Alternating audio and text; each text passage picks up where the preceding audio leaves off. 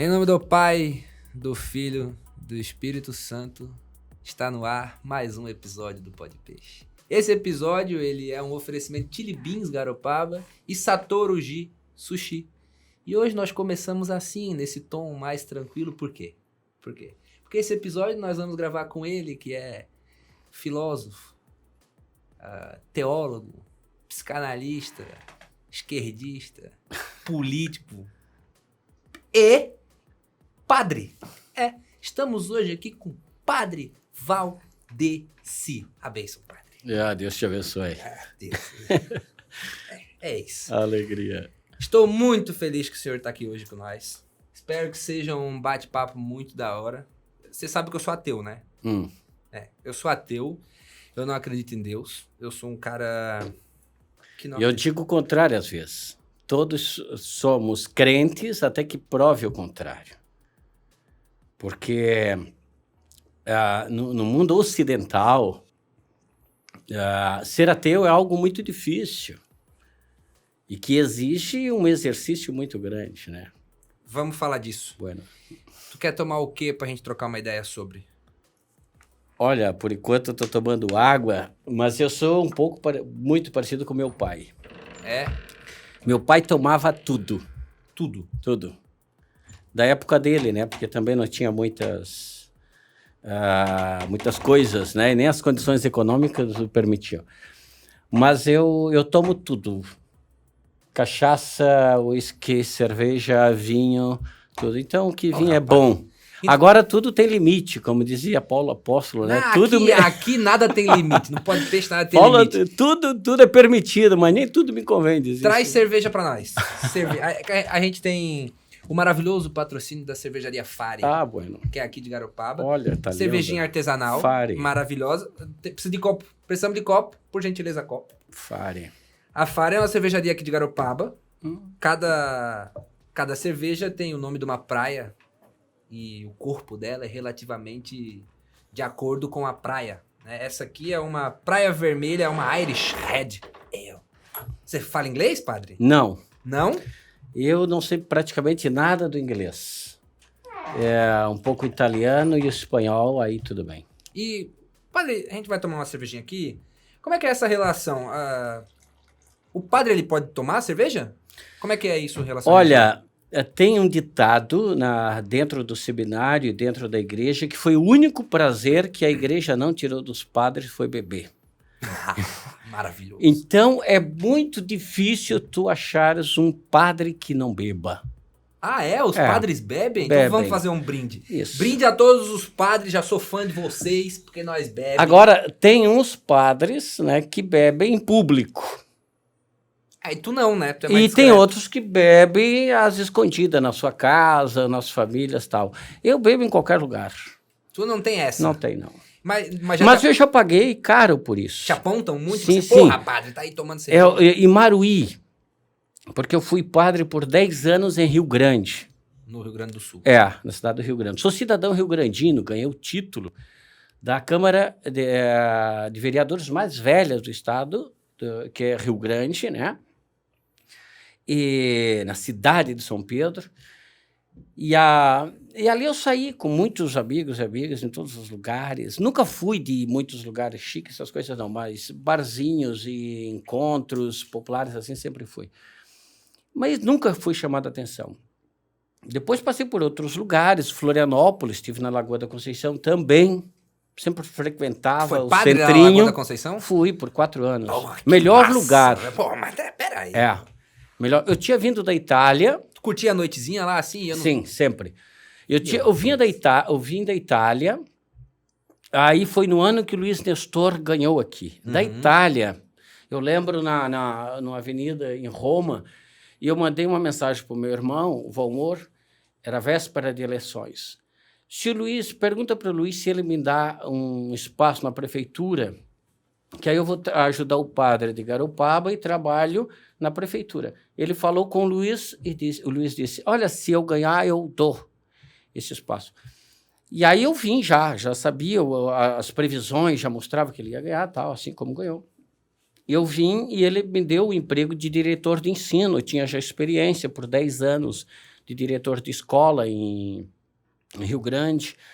Aí eu trabalhei naquele ano, em 2009, aqui. Em 2010, o bispo me chamou, não, se tu queres continuar aqui em Santa Catarina, então tu vai para uma paróquia, e me deu a Lagoa da Conceição. Pô, que coisa Foi ruim. um Porra, bicho, presente jogar o dos padre na deuses, Lagoa não da foi de Conceição. grego, foi dos deuses. Toma essa cerveja, fala o que tu acha dessa cerveja. Ela é mais encorpadona, é mais forte. Porque tu é Sensacional. um padre forte, pô. Sensacional.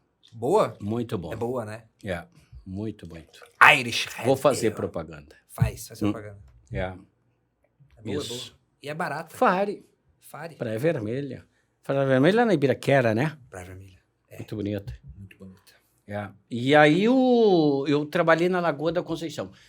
Só para concluir o raciocínio. Aí nunca tive problemas também, aquela coisa. Fui trabalhar no Uruguai. Trabalhei 2 anos como padre em La Paloma, do Uruguai. E eu tinha, entre as comunidades que eu tinha, uma muito conhecida que é Punta del Diablo. E também, nunca tive problemas com ninguém. Aí eu vim para Imaruí, pedindo para vir mais para perto de Garopaba e tal. E Imaruí eu segui, ia num barzinho, né? Que tinha ali 2, 3 barzinhos. Padre é isso, é vida normal. Vai pra praia, vai no barzinho. Alguns, né? A minha, sim. A vida de 22 anos foi assim, né? Eu nunca... Eu tive de fazer aquilo que eu gosto, claro, com responsabilidade, com aquilo que nos dentro permite. Do que é permitido. Exatamente. Tu gosta de dançar, padre? Gosto também. Tu gosta danço bem. Não. Claro. Forrozinho? Quando eu gosto de dançar com a Denise ali, né? A Denise Essa que veio comigo aí. Que é a mulher de quem? Esposa do sargento Caio Adam. Tem que ir bem na boa, São né? criaturas... sim, sou bem cauteloso, né? Tem que ir bem na manha, né? Com a sargento é melhor a gente não mexer. Né? É melhor a gente não mexer, em todo caso. Porque ela é dança demais. Dança muito. O que tu gosta de dançar? Forró, vaneirão? Vaneirão, forró, essas coisas, principalmente. Que sensacional. Lá na Lagoa da Conceição tem os forrozinhos? Eu aqui em Garopaba eu também vou, mas Santa Catarina, sempre quando eu estava fora, não tive problemas, porque eles não tinham contato dos bispos. E aqui mas aí em Imaruí fui muito dedurado. Bispo, é o seguinte, encontrei o padre Valdeci aqui bailando. O bispo me chamou para conversar em Tubarão. Chegou lá e disse assim, acontecendo umas coisas. Eu disse, eu boiando, que tipo de coisa, né? Que tipo de coisa? Bebendo nos bares. Se tu queres beber, tu pega a cerveja e leva para casa. Mas não... Tem isso de esconder? Tem essas coisas. Na igreja tem, na religião tem muito, né? A religião tem muito essa demagogia, a casa dela é a religião. Eu acho que as 2 instituições mais demagógicas que existem, eu me arrisco a dizer como psicanalista, é a família e a religião. As 2 instituições mais demagógicas que existem... A família e a religião. São a família e a religião. E, por sua vez, são aquelas que a sociedade coloca como no top. O top. Aquele minha família é tudo. Minha família é tudo. Exatamente, é tudo que te causa problemas.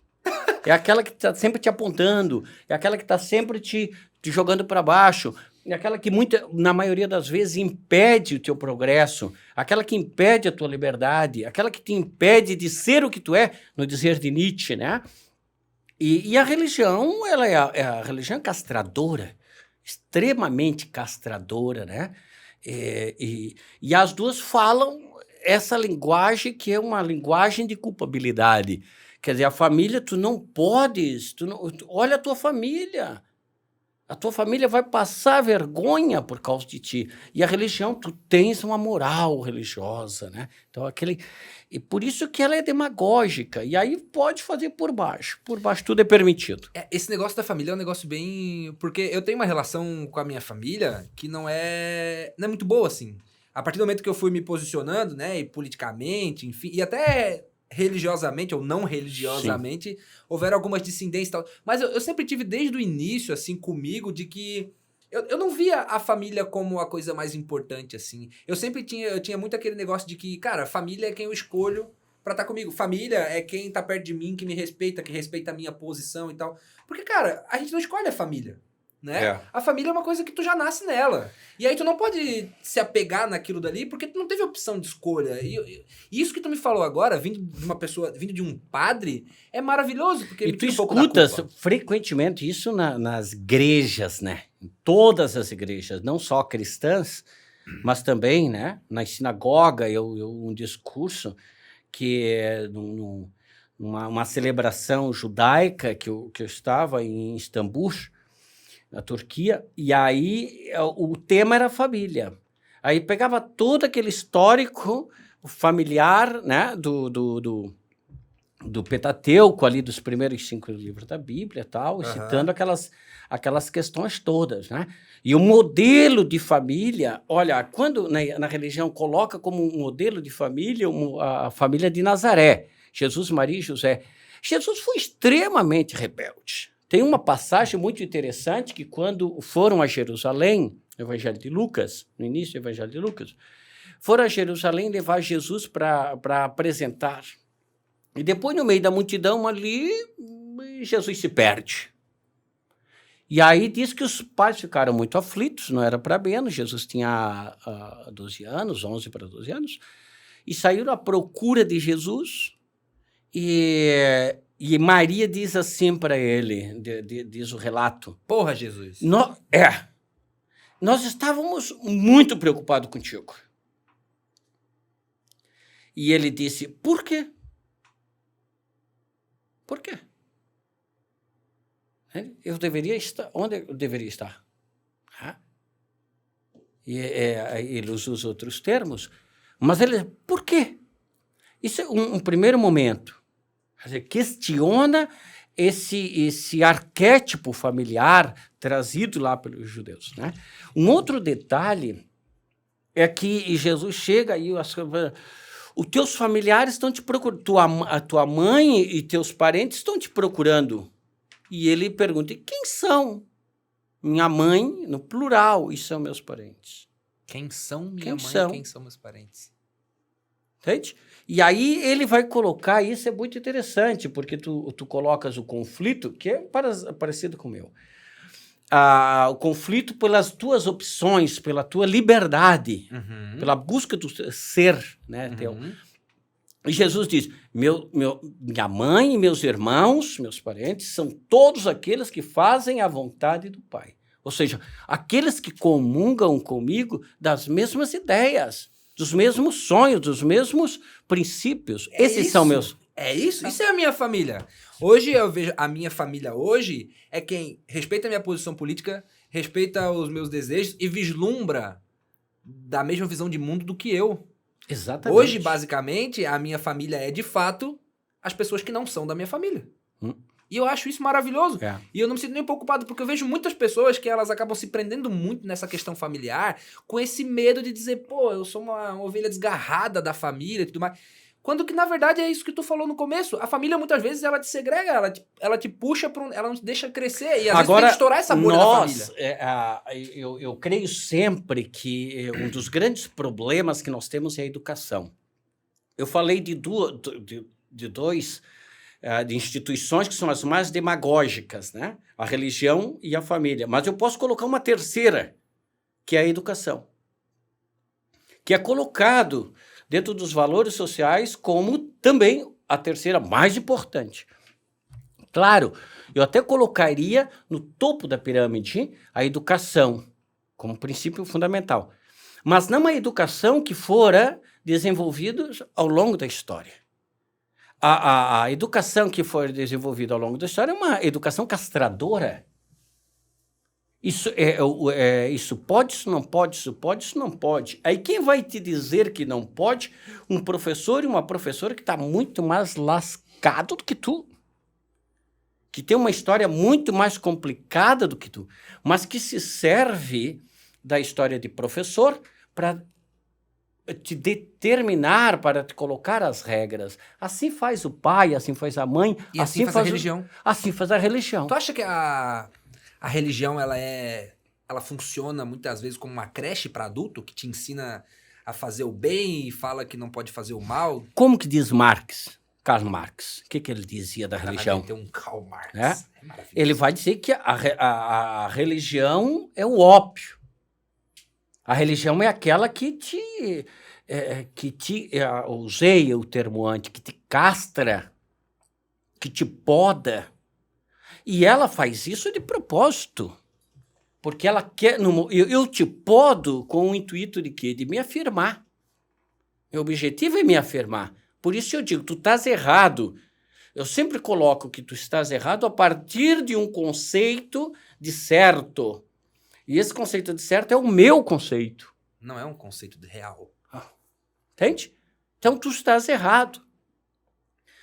Porque o certo é aquilo que eu defendo ou que as instituições defendem, que eu penso igual, e etc, etc. Então, de fato, olha, nós temos um setor, né, e eu comungo com essa ideia. Por exemplo, sou cristão, amo o evangelho, acho o evangelho fenomenal, mas que ao longo da história do cristianismo, principalmente a partir de 330, com Constantino, o evangelho foi jogado de lado. Entende? Aí foi a defesa da religião. Até 330, o cristianismo era chamado a religião, o grupo dos nazarenos. Os nazarenos, né? sim. E depois passou a ser chamado dos cristãos, ou seja, que isso é muito significativo. Porque até então, Jesus não era considerado o Cristo, ou seja, o enviado de Deus. Era Jesus de Nazaré. Eles admitiam a sua existência histórica, mas não admitiam ele como enviado, como Cristo, o enviado de Deus. Então, tratavam-o como o Nazareno. Agora, a partir de Constantino, muda e começa a chamar de Cristo, de cristão, o grupo dos cristãos, seguidores de Cristo. E aí muda tudo. Entende? Só que houve uma mudança paradigmática, porque a partir desse momento começou a defesa da religião, do cristianismo, não a defesa do evangelho. Você está entendendo? Aí que descambou. E aí descambou. E hoje nós temos, eu me arrisco a dizer, que o cristianismo, católicos e pentecostais e todas as religiões cristãs, 90% dos cristãos não defendem o evangelho. Defendem a religião. Defendem a sua religião. Qual que é o... Tu é padre hoje? Hoje o senhor é padre? Sim. Tá de licença, é isso? Eu peguei licença no ano passado, no final de 2019. Final, na verdade, até o início. Eu trabalhei na paróquia até final de janeiro de 2020. E quando tu volta de licença agora, tu volta aonde? Boa pergunta. Tá meio que em off ainda, mas provavelmente eu vá para a Europa. É possível. Pra ser padre lá na Europa? Tu tá brincando. Em que lugar? Eu me propus em 2 lugares. Não tem que falar a língua lá? Sim, eu falo espanhol tranquilamente. Fala bem. Relativamente. Pronuncia isso aqui então. Porque eu trabalhei... Pronuncia. Los pojos, se pode se dizer, los pojos, né? Os frangos. Né? Muito bom. Pojos. Diz pojos, né? Pojos. Me diz uma coisa. O padre tem salário? Tem. E muda o salário daqui e o salário da Europa? Muda. Aí tu vai dar um bunzão lá na Europa, então. Depende. Por exemplo, no Uruguai. Eu trabalhei no Uruguai. Uruguai, maconha legalizada. É um certo mito também. Quando chegas numa praça que tem aquela fumaceira de maconha, de marihuana, é brasileiros. Não são uruguaios. É brasileiro fazendo merda. Normal. Porque eles fumou padre? Já fumou maconha? Ninguém tá vendo. Não. Aqui ninguém vê. Eu fumei uma vez. Eu nunca fumei, tu sabia, bicho? Não, até eu tinha uma pra te contar da Ana, tua tia. Essa aí vai ser show de bola. Tu vai botar a tia Ana no pagode. Trabalhando lá na minha casa, isso é totalmente segredo. Acho que nem os filhos... Desliga as câmeras aí, por favor. Nem os filhos sabiam. Oh, ela foi uma tarde, umas 2 horas da tarde, lá para minha casa. Nunca mais ela vai me dar café. Eu estava de férias. Ela foi na minha casa. E um cara trabalhou lá e deixou uma pontinha. Um beckzinho, uma pontinha de beck. E eu disse para ela, vamos fumar essa ponta? Só que eu nunca fumei cigarro, então eu não sei tragar essas Não sabia coisas. como fumar. Não, E depois eu tentei fumar outras vezes, mas não deu, tchau. Bom, a Ana, que fuma, é fumante, né? Ela fuma cigarro, tia. Ela deu 2 puxadas e já começou a dizer, ai, meu Deus, o que está acontecendo comigo? Porra, velho. O que está acontecendo comigo? Ai, ainda bem que não é ao vivo isso. Ai, você tá chegando. Ia na porta e entrou num desespero. Brisou? Mas 2 puxadinhas de nada, né? Fiquei até com inveja. O Beck era E aí eu liguei pra uma conhecida minha e disse, tá acontecendo assim. Pá, soltou uma risada, né? E disse, toma água e passa. Aí tomou 2 copos de água, passou, né? Pô, Então, mas tu vê assim, eu nunca tive esse... Sabe qual interessante? Sabe quando é que eu fiquei meio chapado de marihuana? Eu estava no Uruguai, chegou um amigo meu, afilhado, ele é mulher de Rio Grande. E descobriu, não sei como, que havia um bolo, uma torta ali, parece que ele ouviu uma placa, torta de marihuana. E ele encomendou. Isso eu tenho vontade. Docinho, essas coisas de maconha, eu tenho vontade de comer. Rapaz, e aquilo deu Tu comeu? Eu comi, claro. Compramos o bolo. Deu um brilho, deu uma coisa assim, uma leveza. Sabe, parece a sensação quando tu tá meio pegado da cerveja. Foi bom? Foi sensacional. E aí depois o C e a Ana foram me visitar. E eu encomendei esse bolo para dar pro C. Mas eu acho que não botaram nada. Porra, mas não, tu queria ver o tio C. Imagina o tio C muito doido, mano. Ia ficar muito da hora. Deixa eu te falar um negócio. Mas sobre o salário. Eu ia te perguntar. Por exemplo, no Uruguai eu trabalhei e lá eles dão tudo. Carro, gasolina, comida, essas coisas, mas não te dão salários. Mas daí eles mantêm tudo. Toda a tua necessidade eles mantêm. É um serviço por amor. Agora, por exemplo, Tubarão, Diocese Tubarão em Florianópolis. Alô, Tubarão! E Florianópolis, por exemplo. Os padres de Garopaba, o que eles ganham? Eles têm tudo isso, casa, comida, gasolina, plano de saúde, e tem 3 salários mínimos. Ou seja, se tu fizeres a soma... O salário do padre vai sair em torno de 6 a 7 mil reais. Ô, louco, mas daí dá pra nós começar a pensar em ser padre. Exato, hoje só porque tu não pode fazer sexo. Aí nós vamos deixar pra lá. Aí, né?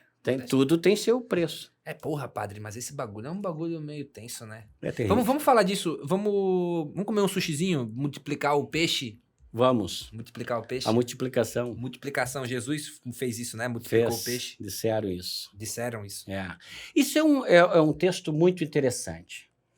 Pode entrar, o Sushi, por favor, pelo amor de Deus. Eu te falei que eu amo muito os evangelhos. Agora, uma das questões que não... Peraí. Olha só. Tudo bem? Tudo bem. Duda. Sushizinho, cervejinha. Cerveja, que mulherada. Maravilhosa. Mulherada, né? Não tem como não olhar para essa loira aí, né? É maravilhoso. Dá uma segurada, padre. Dá uma segurada que isso aí é problema, padre. Olha só. Dá uma segurada. E é interessante porque na multiplicação, que eles falam do milagre da multiplicação. Uhum. Esse é um texto extremamente social e inspirador, né? Ele é o chamado Sermão da Montanha. Esse Sermão da Montanha, a mãe fala bastante pra mim. A mãe Sermão da Montanha. Até foi interessante que eu fui nesse local, eu estava nesse local. Que local? No Sermão da Montanha. E aí, que era perto do Mar da Galileia. Caralho, tu esteve lá? Tive, claro. Porra, rapaz, tu é rodadão, né? Aí, bicho. A gente esteve no Mar da Galileia ali e tal. E depois fomos rezar a missa um parquezinho relativamente pequeno e tem umas mesinhas assim como essa aqui. E aí fomos rezar a missa ali. Quem banca essa viagem, quem banca é a Não, Arquidiocese? isso foi uma viagem que teve e eu fui como guia espiritual. Aí eu ganhei toda a passagem. O cara é guia espiritual. Aí eu fui pela empresa. Fui em outros lugares também. Fui na Grécia, na Turquia, em outros lugares também fui. Bom, estávamos rezando nessa... E na hora da missa deu aquele estouro que parece uma quebra de pedras, assim, né? Perto de uma pedreira, assim. E alguém disse, não, foi como é que se diz? Um movimento da Terra, tipo um terremoto, né? Um mínimo. Básico, terremoto. besteira, um terremotinho. Pá, depois que a gente soube, que deu susto. Depois do acontecimento. Mas o que acontece? A multiplicação dos pães, tu tens que ver que eram 5 peixes, 3 pães. Né? Se tu não sabe, padre, eu muito menos. Era 5... Sem porra nenhuma disso daí. Eu sei que a soma... Eu sei que multiplicou. Eu sou péssimo de matemática. Mas a soma dava 7. Tá. Que é o número da perfeição. 7 é o número da perfeição? Pode ir lá no Apocalipse, tu pega o livro de São João, tudo vai fazer essa questão do 7. Por exemplo, no primeiro dia da semana, Jesus apareceu na ressurreição. Que o primeiro dia da semana, qual é? É o 8º, na sequência. É o 8º, porque a semana tem 7. Tem 7.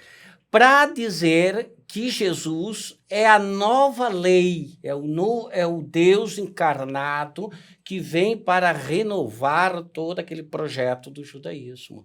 Ele é o novo. Entendi. Jesus é o novo, tá entendendo? Tô. Então, toda essa simbologia da numerologia, a numerologia da Bíblia é riquíssima, né? Então, quando Jesus multiplica os peixes e os pães, não, esse é outro caso. Eu tô confundindo aqui. A multiplicação dos peixes e dos pães... Toma cerveja, pô. A multiplicação dos peixes e dos pães é um detalhe bem interessante. Porque havia uma montoeira de gente passando fome ali.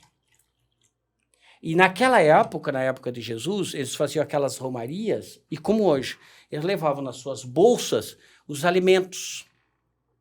E na hora de comer, tem aqueles que tinham xuxi, tinha aqueles que tinham as comidas ricas, mas tinha um grande número de pessoas que não tinham o que comer. E Jesus faz o discurso. E quando faz o discurso, ele orienta os apóstolos, esse que é o texto, ele orienta os apóstolos a distribuírem, porque parece, segundo os exegetas, que são aqueles que estudam o texto na sua raiz, quando Jesus fez esse discurso, as pessoas começaram a colocar os alimentos em comum. Então não houve milagre do ponto de vista mágico. Aliás, isso não tem na Bíblia. O milagre do ponto de vista mágico? Não tem. Olha aí, eu já achava que tinha. Não tem. E isso é mais uma mentira que os líderes religiosos colocam. Os líderes religiosos? Colocam, né? E depois você vai dizer, não tem milagres. Por exemplo, se tu pegar o evangelho... A gente pode afirmar que na Bíblia não tem milagres. Agora, claro, eu vou te trazer lá a transformação da água e de vinho. Eu ia falar isso aí. Que porra então foi essa que transformou água no vinho? Como é que os textos vão dizer? O primeiro sinal de Jesus. O primeiro sinal. Não é colocado como um milagre. Entende? E aí, este sinal, se tu pegares todo o histórico, o que está por trás, que eu posso falar sobre isso, para por trás, é todo um projeto de revolução de uma sociedade que caducou em nome da religião e que agora Jesus é aquele que renova essa sociedade a partir de novos valores, de novos princípios, como a questão desse texto que está em João, capítulo 2, versículo 3 até o 11. Salve pro João. Padre, come sushizinho e me diz se tu gosta. Esse sushi é do Satoruji Sushi. E é maravilhoso. Nosso patrocinador, querido, Giba, Gil, muito obrigado. Tava maravilhoso. E tomara que multiplique. Sabe quando que eu Inclusive, comi tá a aí, primeira tá vez aí. isso aí? Sushi? Com Padre Valdir. Lembras? Padre Valdir? Valdir Stelli, tu não lembras? Eu não lembro. Eu não... Sabia que eu... O melhor padre que teve em Garopaba. É? Alô, padre? É vivo ainda? É vivo, deve estar com uns 80 e poucos Ah, anos. deixa quieto, ele não vai ver. Mas por que eu digo que era o melhor? Porque era o mais humano. Era mais humano. Não era mais um empreendedor. Teve 2 padres muito empreendedores. Peraí, tu não vai entrar nessa polêmica aí. Que era o padre Chico. Tu vai falar o nome dos caras, pô? Sim, empreendedores. Aí, os seus padres empreendedor. E Como é que é o o nome padre Henrique, eram muito empreendedores. Padre Chico, E padre Henrique. seus empreendedorzinhos. É. Seriam ricos se fossem os leigos, seriam grandes empresários. Se fossem leigos? Se não fossem padres, né? Seriam Ah, pessoas ricas. Agora, o padre Valdir era o padre humano. Padre Valdir. Era o padre do jovem, dos pobres, das pessoas. Era foda. Ele era fantástico. Tu fala palavrão? Não, eu não ouvi tu falar palavrão. Não, eu não costumo, também não costumo usar apelidos. Não é muito meu hábito. Mas eu gosto de umas palavras assim soltas, dependendo. Por exemplo, demônio.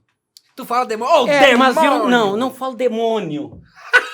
Demônio. Não, é porque demônio é o demônio. Aí é o sujeito, vamos dizer. É que o demônio. O demônio demônio. ele é mais. Eu acho que ele é mais manezinho, assim. Porra, sabe? maravilhoso, padre. Isso aí eu gosto. O demônio também. Eu falava, a mãe ficava puta comigo quando eu falava demônio. Que sim. Fica falando, negócio de demônio. Não, mas é que não é o sujeito. O demônio é só um palavrão, cara. É tipo, caralho. Isso aqui se come? Isso aí? É. Se come tudo. Menos esse limão, que daí se tu comer o limão vai ficar um pouco ruim.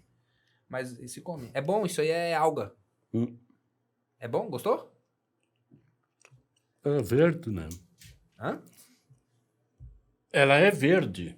Ela é verde. Eu sou daltônico. Mas como ela está fora do tempo, ela ficou preta. Como ela está velha. Pode não, ser. Mentira, patrocinador. Não sei, a alga ela deve ser dessa cor aí mesmo. Não. Se tu pegar lá na pedra, não é verdade? É que não É deve ser. aquela folhinha que parece um alface. Eu acho que não é essa. Tenho pra mim que Eu não é acho essa. que sim. Tu acha que é? Acho que sim. A gente pode fazer uma pesquisa aí. e ver. Apesar que aquela é meia dura, né? É dura? Mas ela é boa. Tu gostou? Não a das algas do... Tu comeu já? Já, óbvio. Pô, rapaz, mas tu faz uns negócios estranhos, né? Aquilo lá não é pra comer. Olha, tem umas coisas assim que eu gosto demais. Opa, eu preciso falar de um patrocinador que é que assim, né? Quando a gente faz aqui, a gente, além do convidado, né, vir aqui no estúdio, a gente proporciona uma experiência para os convidados. E uma dessas experiências é no nosso patrocinador, que é uma barbearia, né? Mas a gente não pôde ofertar para o senhor porque o senhor é careca, né, É padre? verdade. E também o senhor não tem barba. É. E aí não deu pro senhor passar lá. Não, mas a barba eu corto. O cabelo também, só porque o cabelo é só um bigodezinho que que tem ao redor da orelha. Mas eu passei a gilete agora antes de vir pra cá. É? Tu gosta de ser careca? Não, isso não é opção. Não é então, mas eu aceito. Tu aceita? Eu aceito. Chaplin, barbearia Chaplin. Eu acho que é mais tranquilo. Barbearia Chaplin fica no centro de Garopaba, ali perto da Autoescola da Terra. E é nosso parceiro, então os convidados que têm cabelo e barba a gente manda lá pra fazer um H e tudo mais. O senhor, infelizmente, a gente não rolou, mas vamos falar deles. Mas porque, eu dou a bênção lá pra eles. A bênção pra Chaplin. A bênção pra Chaplin. E eu vou... Tem um outro patrocinador nosso que aí o senhor pode usar, que é a Ru. É uma marca de roupa. E eu tenho um presente aqui. Eles mandaram um presente pro senhor. Olha que lindo. Abençoado, ungido. Poxa. Aqui. Esse é um presente da Ru. Posso abrir? Por favor, abre aí. Olha que maravilha. É um conceito. Eu já conheço. Conhece? Olha aí. Sensacional. Vem um copinho. É um copinho de caipira fantástico, né? Isso aí é parte do presente, né? O presente tem um copinho. E aqui tem mais. Tem uma carta. Tem um canudo. Olha que lindo. Posso ler? Lê. Valdeci, salve, caríssimo. Você acabou de adquirir um produto de alta qualidade e cheio de estilo. Melhor que isso, agora você faz parte da família Ru. Sensacional. É demais. Que lindo. Agora tu faz parte da família Ru. Tá vendo? Família nem Olha sempre só. é demagogia. Poxa. Às vezes é comércio também. Família é um grupo, né? É. Uma equipe. Uma família. Pode ser a família dentro daquele estilo que tu falasse. ali. Olha que lindo. A camisa, olha aí. Pra sensacional. quem tá ouvindo a gente Só pelo pra tu Spotify, morrer de inveja, Denise. Aí, Denise, chupa, Denise. Não, brincadeira. É a mulher do sargento, a Denise, né? Mulher do sargento. Brincadeira, Denise. Cuidado. É. Eu tenho várias camisetas do meu time de futebol. Qual é o teu time todo de futebol? Flamengo e Inter. Mas daí fica meio difícil, né? Eu vou te dizer por que eu sou colorado. Tu é gaúcho? Não, eu nasci aqui. Ah, mas aí eu fui. Tu ficou muito tempo lá no Rio Fiquei. Grande, né? Pode me dar que eu vou guardar aqui. Aí eu fui. Meu tio gremista me levou no jogo Grêmio e América do Rio. Grêmio e América do Rio. Clássico, hein? O América, na época, Era grande. muito melhor do que Vasco, Botafogo e Fluminense hoje, Ju. Não é muito difícil. Também não é muito difícil. Vamos combinar. Aí, eu estava assistindo no jogo, na torcida do Grêmio, e o América me faz um gol. E eu, saltei. Eu estava torcendo pro América sem saber. Porra, mas daí tu podia ter tomado uns tapas. Eu tomei Tomou? Bateram no padre? um saco de mijo nas costas, de amendoim. Meu tio pegou eu pela camiseta Teve que assim, te tirar. e levou pro outro lado. Por sorte, o Grêmio empatou e ficou 1-1. Já era padre? Automático, não, era gurizote. Ah. Tinha 17 anos. Mas 16. o padre, é de boa o padre ir no campo de futebol? Mas só porque os lugares que eu trabalhei, eu quase não tinha, porque Rio Grande, eu ia lá, né, no Rio Grande, no São Paulo. Em Porto Alegre, aqui eu fui no Figueira e fui no Avaí também. Boa. Ô, padre, sabe, eu tenho uma... Eu te falei, né? Eu sou ateu e eu sou ateu não porque eu tenho uma teoria científica. Eu sou ateu porque eu nunca consegui acreditar. Desde a época que eu tinha que ir pra catequese, né? A gente é condicionado a isso. Eu ia pra catequese e eu sentava lá. Quem dava aula pra mim da catequese na época era a Ceceia. E, cara, ela falava aquelas coisas lá e eu não concebia aquilo. Eu não conseguia acreditar naquelas coisas. Tu nem ninguém. E aí, o que acontecia? Eu fugia da catequese e levava o meu primo, o Juninho. A gente sempre ia pra catequese bonitinho. Quando chegava lá na esquina da catequese, era no Pinguirito ali, a gente passava direto e ia pro campo jogar. E na Eucaristia, sobretudo, eu fugia, enfim. Eu nunca consegui ter uma proximidade porque eu nunca fui tocado, eu nunca consegui acreditar, porque eu sou muito do que é visual, do que é palpável, enfim. Mas, sobretudo, eu não sou um ateu chato. O meu irmão também é ateu e a mãe é muito evangélica, né? E uma coisa que sempre me indagam muito é tipo assim... Porra, mas se tu é ateu, da onde tu acha que tu surgiu? Né? Da onde tu acha que tu veio? E de fato eu não sei. E me parece que eu tenho que saber cientificamente, eu tenho que ter uma teoria que justifique o fato de eu não acreditar que Deus quem fez tudo. Só que eu não acho isso importante, cara. Eu não sei da onde eu vim. Eu não procuro saber isso, porque pra mim tanto faz. Sim.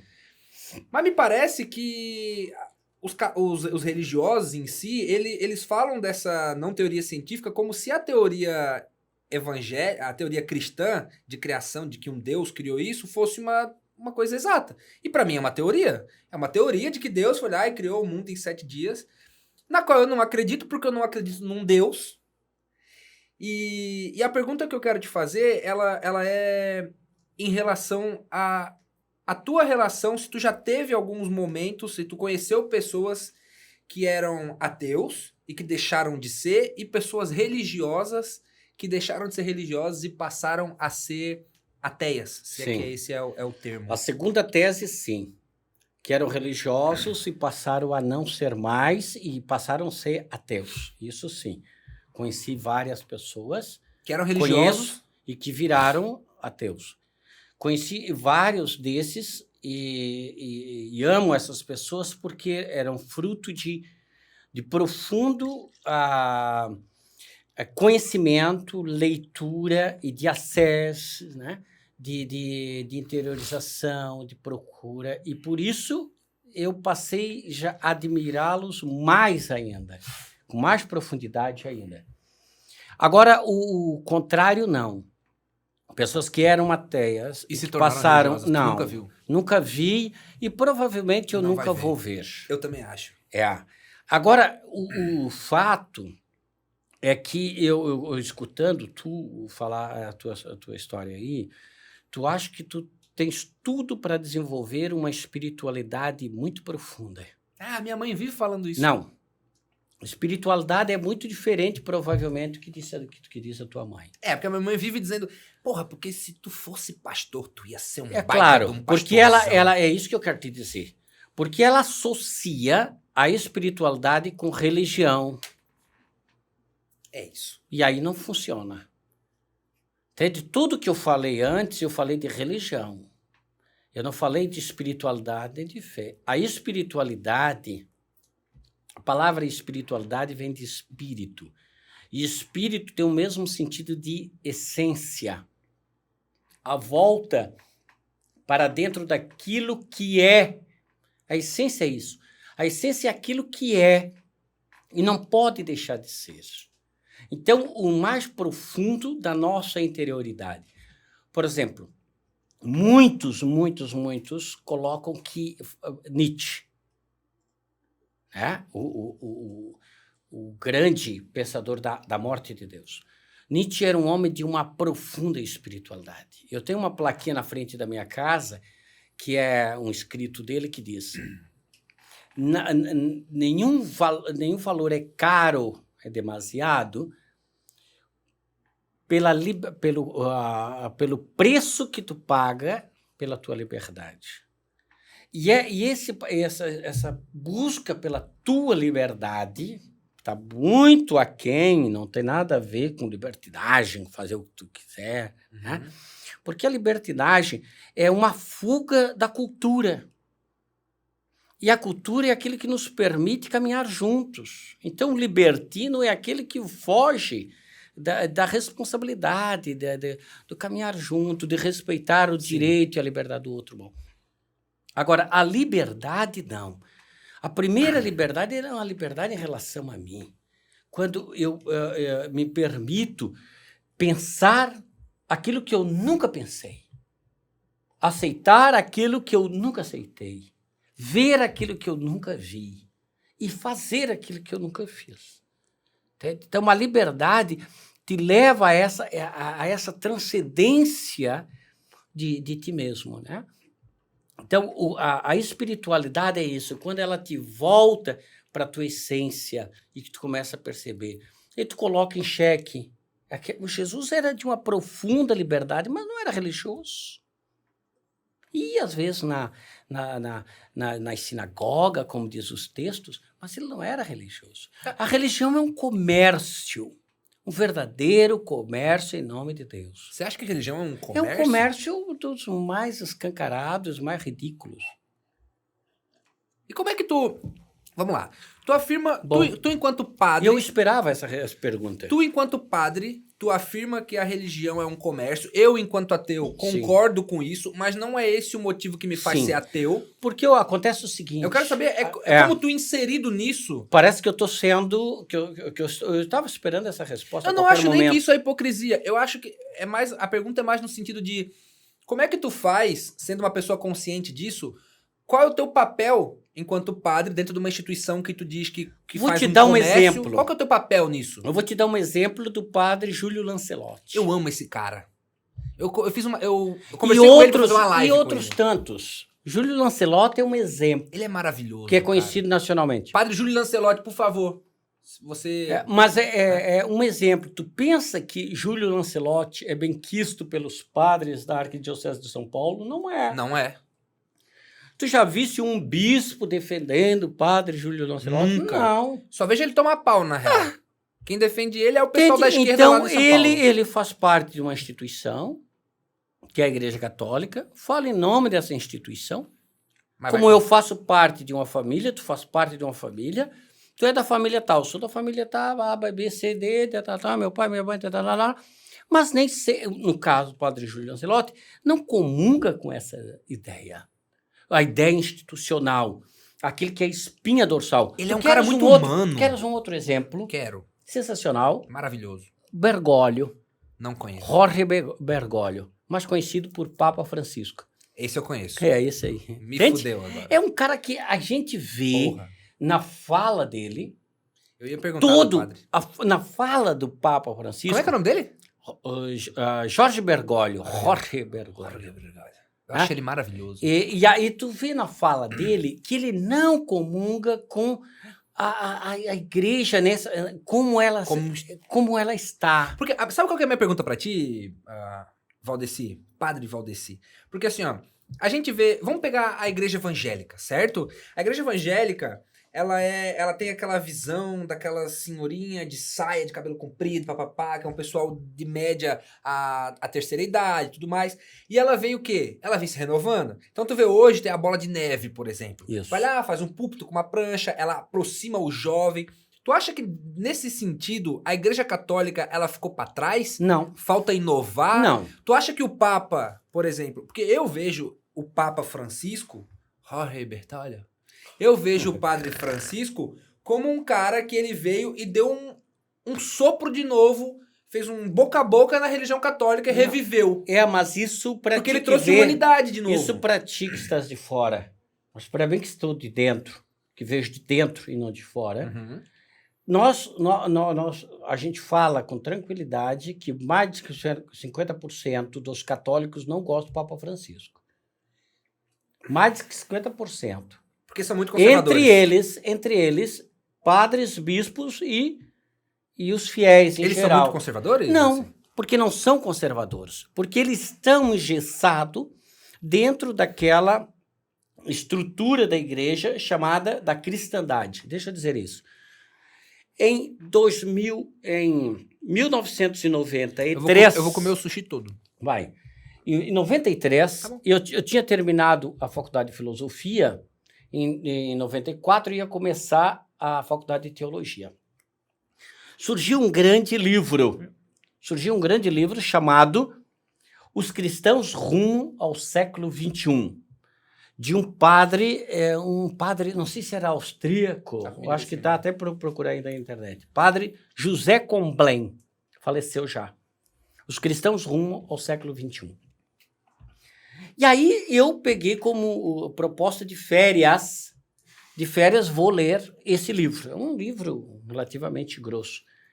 E eu li nas férias daquele ano, de 93 para 94. Quando eu cheguei no início da faculdade de teologia, um padre, né, chegou lá falando desse livro, tal, eu já tinha lido o livro. E aí eu lembro que tive que fazer uma explanação daquilo que eu entendi do livro, tal. Ele dizia assim, ó, que no segundo milênio, nós estávamos em 94, estava falando de 4 anos no futuro, os cristãos estavam quase como na Idade Média.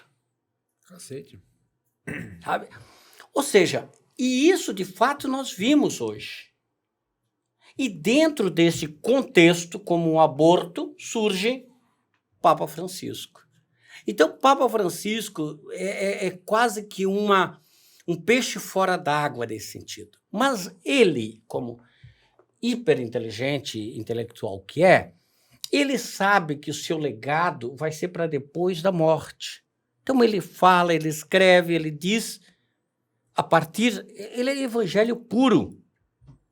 Entende? É evangelho puro, os textos dele são fantásticos. Eu te sugiro dois escritos dele. Uma, Evangelho Nunciandi, anunciai o evangelho. Não,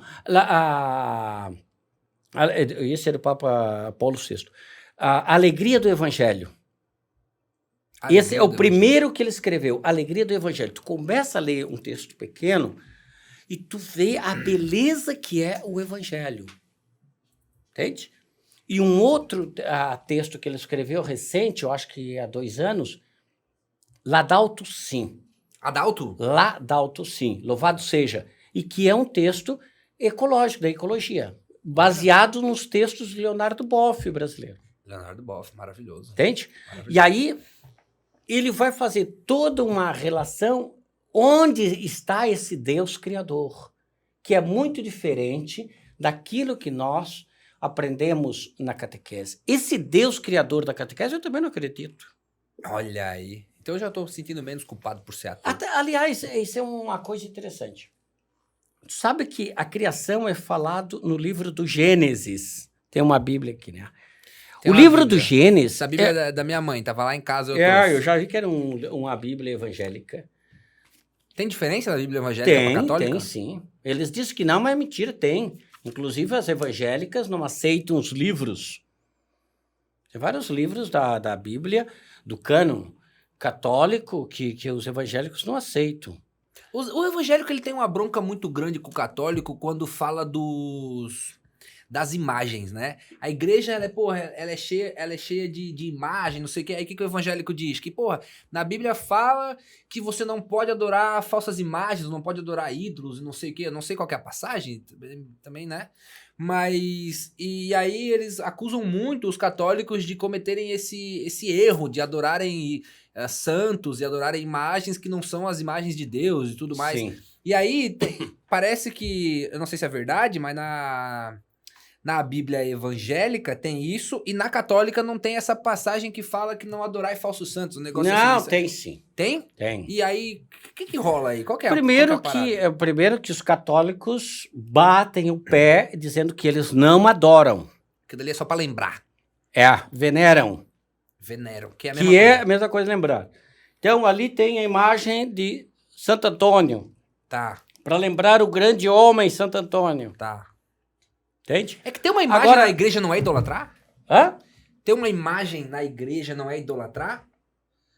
É uma boa pergunta. Não, tu sabe que na prática tem essa idolatria. Uma pessoa que se ajoelha debaixo da imagem, aquela coisa. Sabe que nós temos uma quantidade de pessoas que tem umas imagens de santo dentro de casa e não sabem o que fazem. Então vão lá na igreja e deixam, porque elas têm medo de eliminar aquela imagem. Então elas Vai levam, jogar elas santo levam, fora, pô. elas levam para a igreja. Eu vou jogar esse santo aqui fora, É. mas você vai dar uma BO desgraçada. Vou Exatamente. descartar na igreja. Exato. Então eles vão lá e levam para a igreja. Então, se é uma imagem interessante, o que a gente faz? A gente leva para uma comunidade ou dá para outra. Agora, se é uma imagem que já está toda descascada, está toda ruim, a gente põe na água, porque geralmente é de gesso, e ela se desmancha e deu, e acabou a história. Eu cansei de fazer isso e todos os padres fazem. Agora, do ponto de vista dessa idolatria da imagem, os crentes fazem a mesma coisa. Pode ser para tua mãe. Quando eles colocam a Bíblia, isso aqui é uma imagem da palavra. Mas Isso aqui não é a palavra. Isso aqui é um escrito da palavra. Colocar... Então eles teriam que ler, por exemplo, os textos que foram escritos os pergaminhos lá, para ser original. Isso aqui é uma tradução. E diga-se de passagem, tem umas traduções muito mal feitas. Então, vamos lá. O evangélico, ele critica o católico porque ele adora os santos. E você, enquanto padre, tá me dizendo que o pastor... Faz a mesma coisa. Os evangélicos, eles fazem a mesma coisa quando eles idolatram a própria Bíblia. Exato.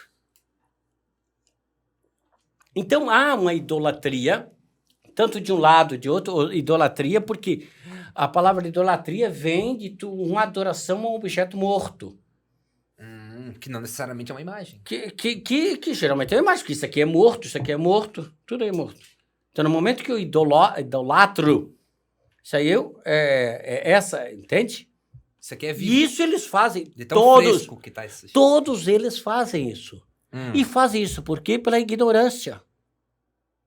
Fazem isso pela ignorância. Por exemplo, eu tenho na minha carteira uma foto de um advogado chamado Franz de Castro.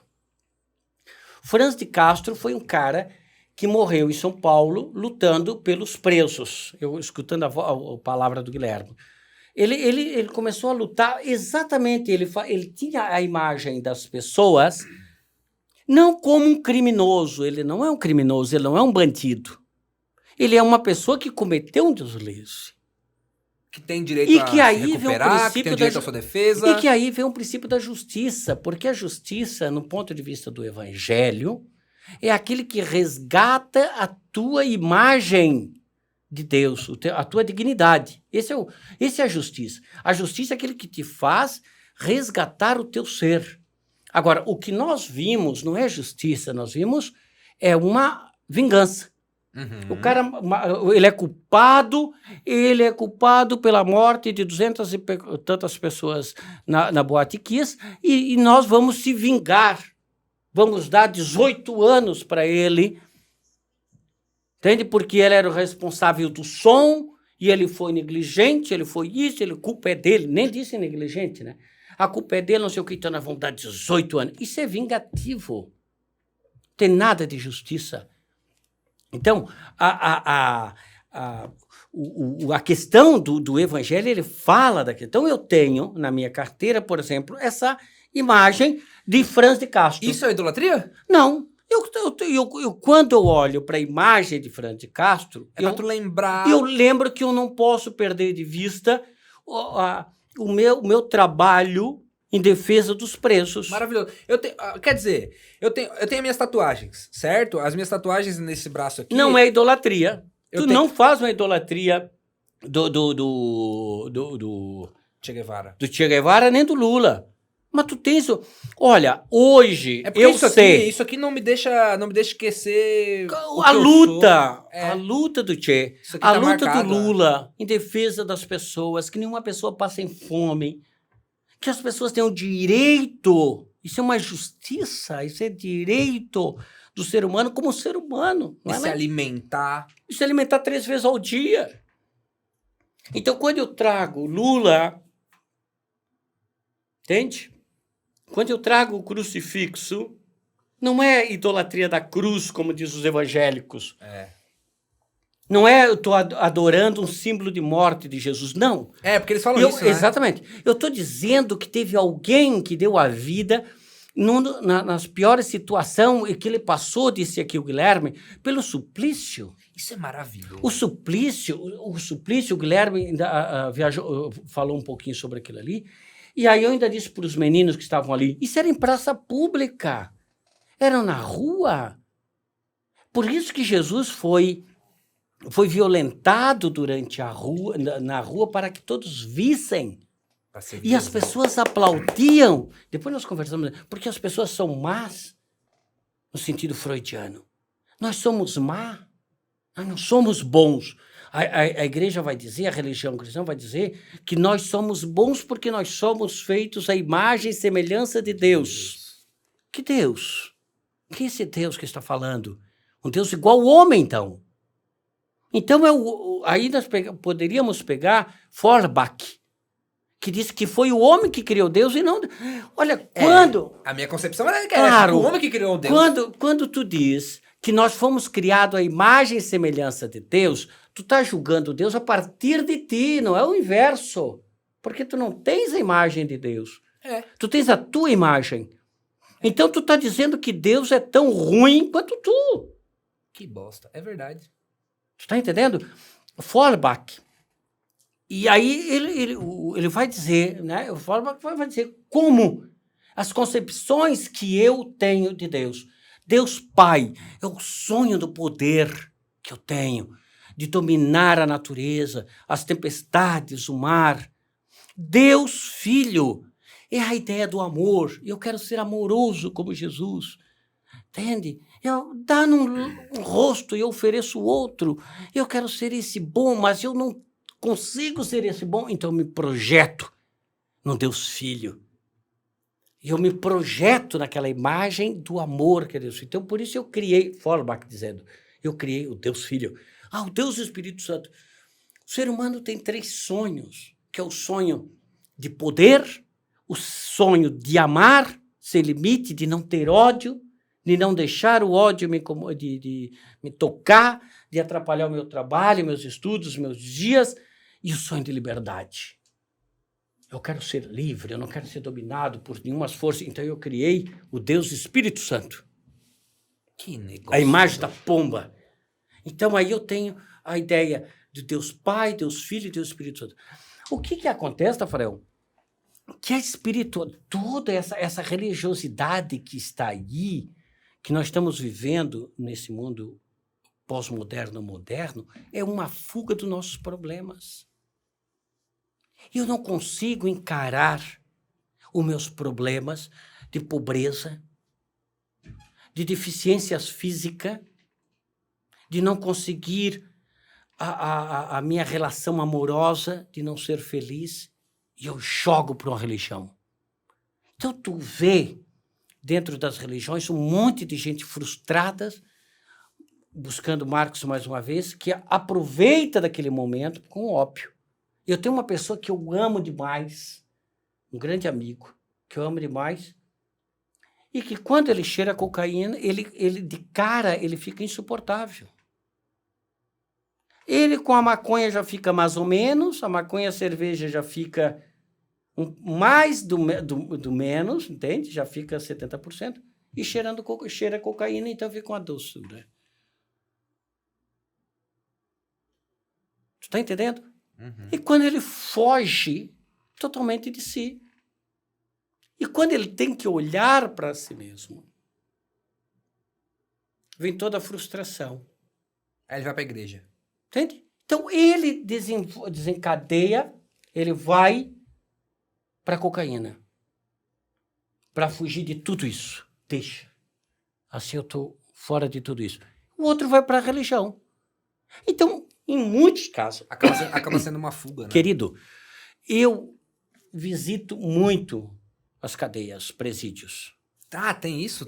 A minha tese, inclusive, de mestrado, que já está praticamente pronta, é a pulsão e cultura em Freud, eu reflito a partir de Freud, na pessoa do preso. Então, eu li vários, leio sempre sobre a história de preso e visito os presídios, visito cadeias, essas coisas. Visitei no Uruguai, visitei em Florianópolis várias vezes. Tem uma época eu ia toda semana. No presídio? Todas as quintas-feiras eu ia. Uma vez eu xinguei um guarda lá e ele me deixou preso numa cela das 11 da manhã às 4 da tarde. O guarda prendeu o padre? Eu fiquei na cela com os presos. E os presos? Não, eu já sabia que eu era visitador. Trocou ideia com eles e Sim. ficou Então, de boa. o que acontece? Cara usa todas. Entende? Cheira, faz não sei o quê, tá. Começa uma crise nele, porque tudo que ele trabalha, ele gasta. Então, ele troca por uma droga que melhora a vida dele, que é a religião. É uma droga por outra droga. É uma droga por outra droga. Deixa eu... A pessoa não mudou. Ela não mudou. E aí essa droga... falsa sensação de mudança. Claro, o que acontece? A relação com a igreja, a relação com o público, estou dizendo como psicoanalista, a relação com o público, a relação com a igreja abastece ela nas suas fantasias, entende? E de tal forma que ela deixa de desejar a droga, ela consegue superar e começa a melhorar de vida, porque ela deixa de gastar. Sim. Não é que Deus fez milagre dela. Quem fez milagre foi ela, deixou de gastar. É uma petecazinha de cocaína. Tô falando porque eu conheço dos caras. Tu gasta 50 pila? É aquela... 3 cheiradas e foi 50 pila, 4 cheiradas, sei lá, que ele diz lá. E aí o cara ganha 100 no dia. E por meia hora lá se foi a metade do dia, e por 1 hora se foi o dia, e por 1 noite se foi o mês. Quando que esse cara vai conseguir ter um carro? Quando que esse cara vai conseguir ter uma moto ou arrumar sua casa? Tá ferrado. Ele passa para a religião, começa a fazer um milagre na vida dele. O milagre foi o que ele deixou de gastar com produto altamente caro. Agora, a pessoa continua a mesma pessoa. E aí eu sugiro, ela tem que fazer terapia. Psicanalística. Ela tem que fazer psicanálise. A religião por si só ela não cura. Vamos lá. Não cura. Vamos lá. Por isso que a questão, por isso nós falamos antes, um ateu Porque o ateu é um ateu de verdade, não rebelde contra as religiões. Que está sempre revoltado. O ateu não é revoltado. Eu vou falar por mim, tá? Eu sou um ateu que eu não sou ateu por ter comprovações científicas, eu não uso Eu tenho todas as teses eu não uso do ateísmo antropológico. e eu não tenho. Eu não uso, eu não embaso nada científico, tá? Não falo sobre isso. Eu simplesmente sou ateu porque eu não consigo conceber a ideia de um Deus. Ponto. Sim. Tá? É isso. E quando eu falo da religião, eu falo no sentido de que eu tenho as minhas críticas à religião, eu tenho as minhas críticas aos pastores, eu tenho as minhas críticas à maneira como isso vira um processo de manada, de como as pessoas se deixam levar pelo que um pastor / padre fala e tomam isso como uma verdade. Eu tenho uma crítica muito à religião, no sentido de que eu acho que a religião ela torna de fato as pessoas preconceituosas. Eu acho que a religião ela segrega. Mas quando eu falo isso para as pessoas que comungam da mesma ideia do que eu. Sim. Eu não falo isso para uma pessoa que entende a religião quanto algo importante. Porque se essa pessoa entende que a religião... Nem eu prego isso na igreja. Porque se a religião é importante para essa pessoa, não sou eu quem vou dizer que não é. Eu entendo a importância social da religião. Freud fala isso. Eu entendo que a religião ela é importante para diversos setores da população. Eu entendo que a religião, de alguma forma, ela tem um papel importante na sociedade. E eu não falo pra ninguém deixar de acreditar em Deus. Eu quero mais que as pessoas acreditem porque eu acho que o ser humano ele foi feito pra acreditar em alguma coisa. Eu acho que o ser humano ele tem que ter algo pra se apegar. Só porque eu, Tafarel, eu não consigo. Pra mim, Tafarel, não dá. eu acho fantástico. Agora, eu acho que tem que peneirar todas essas situações. Por exemplo, eu não posso trabalhar um ano todo fazendo pregação e defendendo Bolsonaro e depois chegar no Natal e fazer campanha de cesta básica. Então, ou seja, aquela coisa bonita que eu fiz de alimentar os pobres no final do ano é infinitamente inferior do mal que eu criei durante 11 meses, defendendo pessoas que trabalham contra os pobres que, vamos dizer, usamos o termo aqui, que sempre defendeu o agro. É porque... Então, mas só para te dizer. Então, eu sei que eu sempre fiz um ótimo uso da religião, porque essas contradições eu nunca defendi, eu nunca usei essas contradições. Agora, por exemplo, então nós temos que cuidar, porque às vezes, em nome dessa falsa caridade, na verdade, eu estou simplesmente me estruturando para defender a injustiça, defender A ou B. Tu olha esses padres e pastores aliados a pessoas que são um desastre ao longo da história. Ou na história recente ou no presente, como Malafaia, como Edir Macedo, como muitos padres, entende? Então, aqueles que vêm trabalhando para manter o status quo, quanto que o Edir Macedo, quanto que Malafaia ganham com a ignorância do povo, quanto que a igreja lucrou na Idade Média com a ignorância do povo. Então, quando chega no final do ano, a época de Natal, época da família, vamos fazer uma campanha de alimento para todos terem uma bolsa de alimento, uma cesta básica de alimento. Mas os outros tempos que eu defendi contra as cotas, que eu defendi contra o Bolsa Família, que eu ajudei a eleger políticos corruptos que voltaram contra os pobres. Então, essas questões nós temos que ter. Agora, Freud, que era ateu, e que tem uma argumentação da negação de Deus sensacional, ele dizia a religião tem um papel importante, porque quando ela diz não matarás, olha o que Freud pega. Quando tu diz não matarás, tu estás colocando o outro no mesmo patamar. Entende? Amar o próximo, e ele faz uma ironia sensacional como a ti mesmo, que é impossível. possível. Né? É. Que é uma mentira deslavada, mas quando ele coloca isso, ele vai dizer, eu odeio ele. Aí vem o texto na minha cabeça, amar o próximo como a ti mesmo. Então, ele te controla O Freud as tuas entende a emoções. religião como controladora, né? O Freud, ele nega, ela não só como controladora. Quem controladora era Marx, falava isso, né?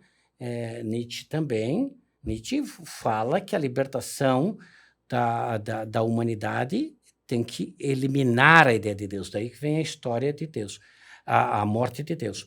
Mas só que tanto Marx, tanto Nietzsche e como Freud, a crítica deles era contra a religião daquela época. Sim. O cristianismo daquela época era controlado. Agora, Freud vai dizer que é uma neurose. Freud vai dizer que é uma neurose. A religião está associada à ideia de o pai ideal. Então, nós temos o sonho de um pai ideal, um pai que me protege, um pai que cuida de mim. Entende? Quando a criança, né, na escola, briga lá com o coleguinha e diz, vou contar para o meu pai vai te pegar. Então, a ideia é que tem um pai que protege ela. Sabe E essa ausência do pai ideal, eu projeto aonde? Em Deus. Tu sabe o pai que ideal é Deus. esse lance que tu falou ali das cestas básicas, do final de ano e tal, eu vejo muita hipocrisia nisso e em muitas pessoas, porque as pessoas, elas sempre falaram contra, a maioria das pessoas, né? Muitas das pessoas falaram contra o Bolsa Família, falaram que você não tem que dar o pão, você tem que ensinar a pescar, mas aí no Natal elas querem dar cesta básica. Claro, mas é querido. que isso é sobre o ego, né? Não, É sobre você sim, também. estar dando. Também. Estar... Por isso, nós, a Denise aqui que veio comigo, e o Caio Ada, nós temos umas críticas muito grandes a setores, a movimentos da Igreja Católica que fazem essa campanhas. No Natal. No Natal. Como se as pessoas só passassem fome quando no Natal. Claro, exatamente. E quando vão entregar a cesta básica, foto. E depois vai tudo para as redes sociais. Porque é sobre o ego, né? Pô, claro, é humilhante isso. Entende? Eu sou pobre, tá entendendo? Que dependo e tu é o bom. Tá entendendo? Mas tu quem és tu? Eu sou o vereador da cidade. Porque eu conheço um monte de gente na cidade que é o seguinte, que odeia movimentos sociais, que odeia a esquerda, que odeia essa ideia de que você dá o peixe e não você ensina a pescar, mas que no Natal enche a sua caminhonete de cesta básica e vai lá, leva, faz um monte de foto e paga de bom samaritano. Exato. Mas aí depois, quando acaba essa cesta básica, que essa pessoa volta a passar fome, essa pessoa já sumiu. Filho. Já desapareceu. E não tá nem aí pra fome dessa pessoa. E o contrário, por exemplo, eu tenho fé, eu acho que a fé me alimenta. Eu não tenho fé. Que bom. Eu tenho fé. Mas tu tens, me permitas, eu acho que tu tens, como todos os de esquerdas, eles têm uma fé que eles desconhecem. No dizer de Freud, é um saber que não se sabe. Ele fala do inconsciente nesse aspecto. Mas, por exemplo, eu não tenho fé no Deus Criador. Você não tem fé no Deus Criador? Não. Onde é a tua fé? A minha fé está em Deus. Entende? E eu me espelho muito na figura de Jesus, que é a encarnação de Deus. Por exemplo, João Evangelista vai dizer que Deus é amor. Quem ama, conhece Deus. Quem não ama, não conhece Deus. Porque Deus é amor. E Jesus é essa encarnação desse Deus. Portanto, Jesus é a encarnação do amor. Jesus é o perfeito. Porque o amor é perfeito. Então, ele viveu tudo o amor. Sabe? E é nessa fé que me inspira. Portanto, eu não tenho Deus para me dar saúde. Eu não tenho Deus para me dar... Um carro. Um carro. Isso é falso. Isso não é... Isso está dentro da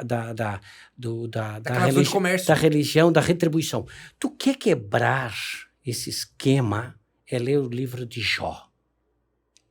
O livro de Jó vale a pena ler como um livro de literatura. Entende? Ele era um homem fiel e que só acontece merda com ele. só acontecem desgraças. Entende? E aí eles querem mostrar que a teoria da retribuição, criada por uma corrente religiosa, que se tu é bom, tudo vai acontecer contigo. Se tu dá 100 para a igreja, tu vai ganhar 200. É isso. Essa é Aquele negócio da creche, que tu faz o bem porque tu vai ser retribuído e tu deixa de fazer o mal porque tu não vai ser castigado. Anticristão. Quando tu diz isso, então tu pode dizer assim, então Jesus era um baita sacana. Por quê? Na teoria do Antigo Testamento era o seguinte, o homem bom, 3 coisas aconteciam com ele. Ele morria velho. O homem bom. O homem bom. Ele morria rico e ele morria com filho. Que é um exemplo, Abraão. Abraão não tinha filho, não tinha nada. Até que ele escutou a ideia de Deus, a voz de Deus dizendo, sai de tua terra e os dos caldeus. E vai fazer uns filhos. E vai para a terra que eu te mandei. E ele em crise foi com Sara, os 2 velhos. Como ele obedeceu a Deus, Deus deu Sara na velhice com 200 anos, engravidou. E depois teve uma família enorme.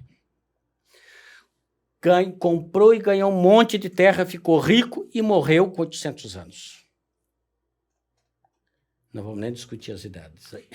Não, mas só para... É porque a Bíblia não é fator histórico. Tu não pode ler a Bíblia. Esse é o problema que crentes, que são evangélicos e católicos, sem leitura, sem estudos, fazem. Não consegue quebrar esse Eles não leem do ponto de vista bíblico-teológico. Eles leem do ponto de vista histórico.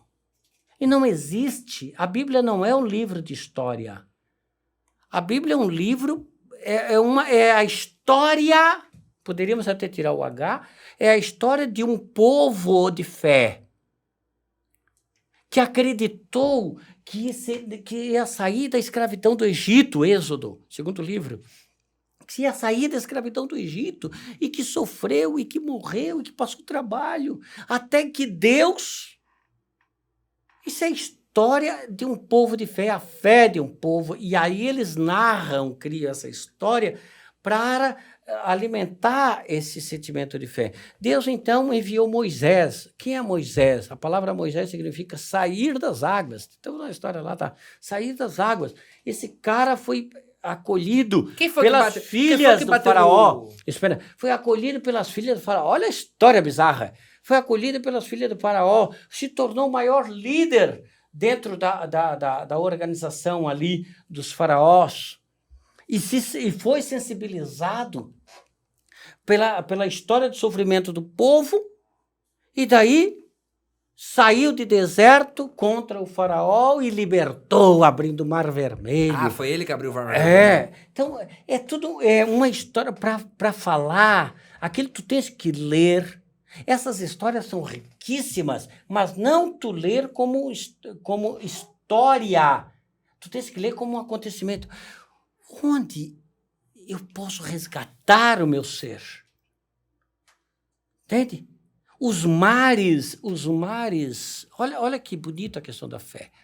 Os mares que me separam da liberdade e da escravidão.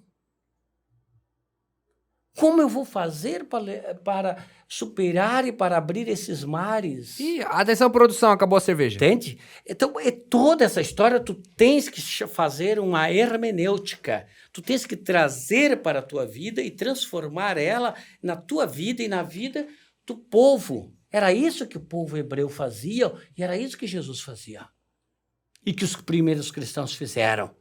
Entende? Trazendo a multiplicação dos pães. É possível que não haja fome no Brasil? Lula cansou de dizer isso.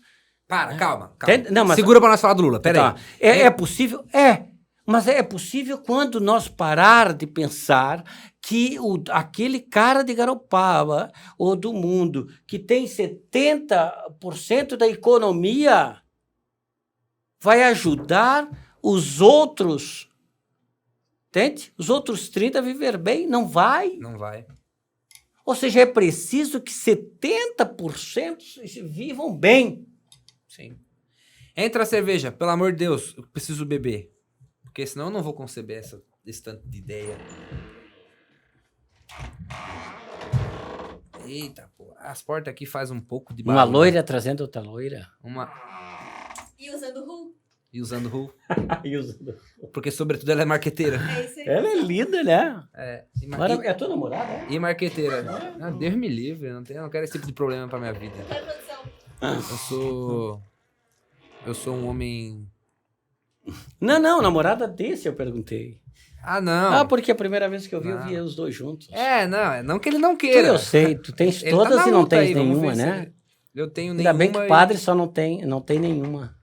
É. Nunca tem todas. Mas- Tem todas as beatas, mas não tem nenhuma. O padre tem vontade de dar uma namorada? Claro que Sem tem. dúvida, porque Porra, isso é inerente. Isso deve ser um negócio muito... Por que que o... Isso é- Não, peraí. Vamos assim, ó. Isso não é inerente, isso é natural. Isso A é- religião é inerente.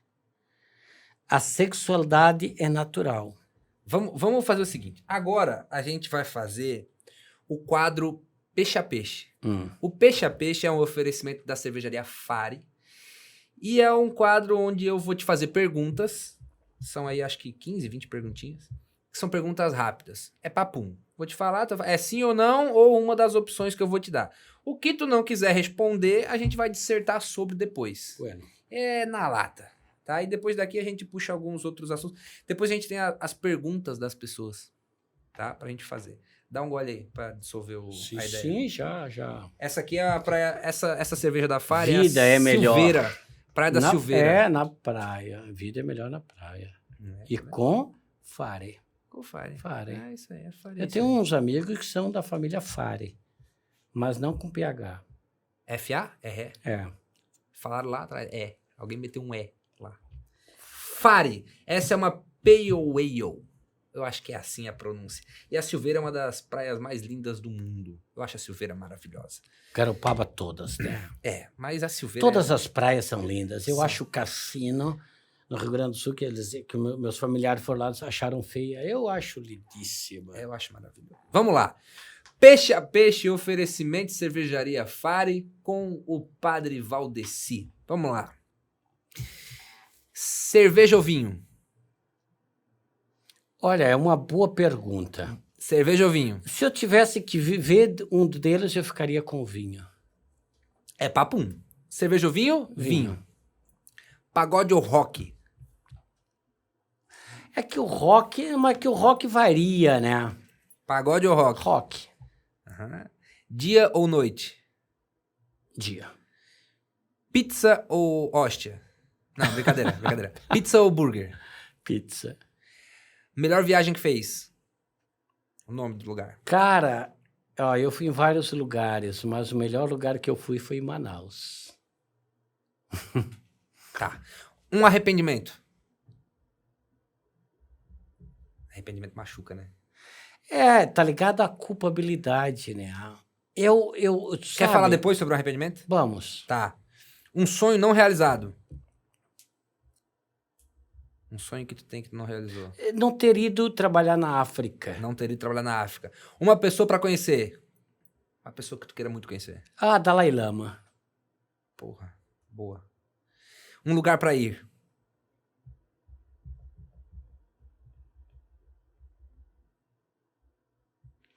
Poxa, são muitos, né? Um lugar pra ir. Um só. O lugar que tu mais quer ir. Tchê, não sei. Que time tu torce? Flamengo e Inter. Quem vence em 2022 as eleições presidenciais? Que Deus ajude que seja Lula. Tem tatuagem? Não curto. Escolha um dos 10 mandamentos. Não usar o nome de Deus em vão. Uma palavra pro Bolsonaro. É genocida. Uma palavra pro Lula. Lula é amor. Um pouco de euforia nos bastidores. Já pecou e não se arrependeu? Seguramente. Seguramente. Já pecou e não se arrependeu? Sim, seguramente. Vinho que Jesus tomava tinha álcool? Tinha? Tinha, Jesus tomou uns tragos. Uma série? Eu não sou muito de séries, eu assisti umas 3, 4 só. Um filme?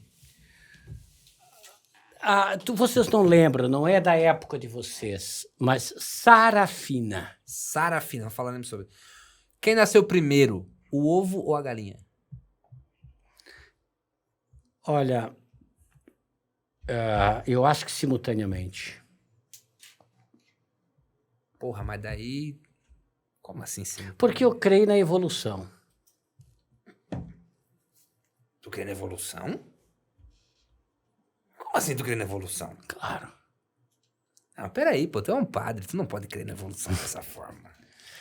Porque não só creio, como só se eu fosse Essa foi uma pergunta... estúpido para dizer que a história e a vida não é fruto da evolução. Hoje eu comprei 4 mudas, estava falando para a Denise, de árvores frutíferas. E eu comprei uma bergamota que dá o ano todo, não só no verão, não só no inverno, como as nossas, mas o ano todo. Então, o processo foi... É claro que esta evolução dessa espécie aí, da bergamota, foi feito pela a mão humana. Sim. Né? Mas as outras evoluções eram naturais. Então, as coisas iam acontecendo. Eu sei que nós somos fruto de uma evolução, e assim como a galinha também, e como o ovo, que poderia ter sido até um ovo de lagarto que aconteceu a galinha. Tá, vamos lá. Eu tenho algumas perguntas de pessoas que... Né, a maioria das perguntas, elas diziam muito sobre o fato das imagens, né? As imagens, é bom nós dizermos isso. Todo ser humano, sem exceção, eles têm a necessidade de se apegar a alguns objetos no qual ele se retrata.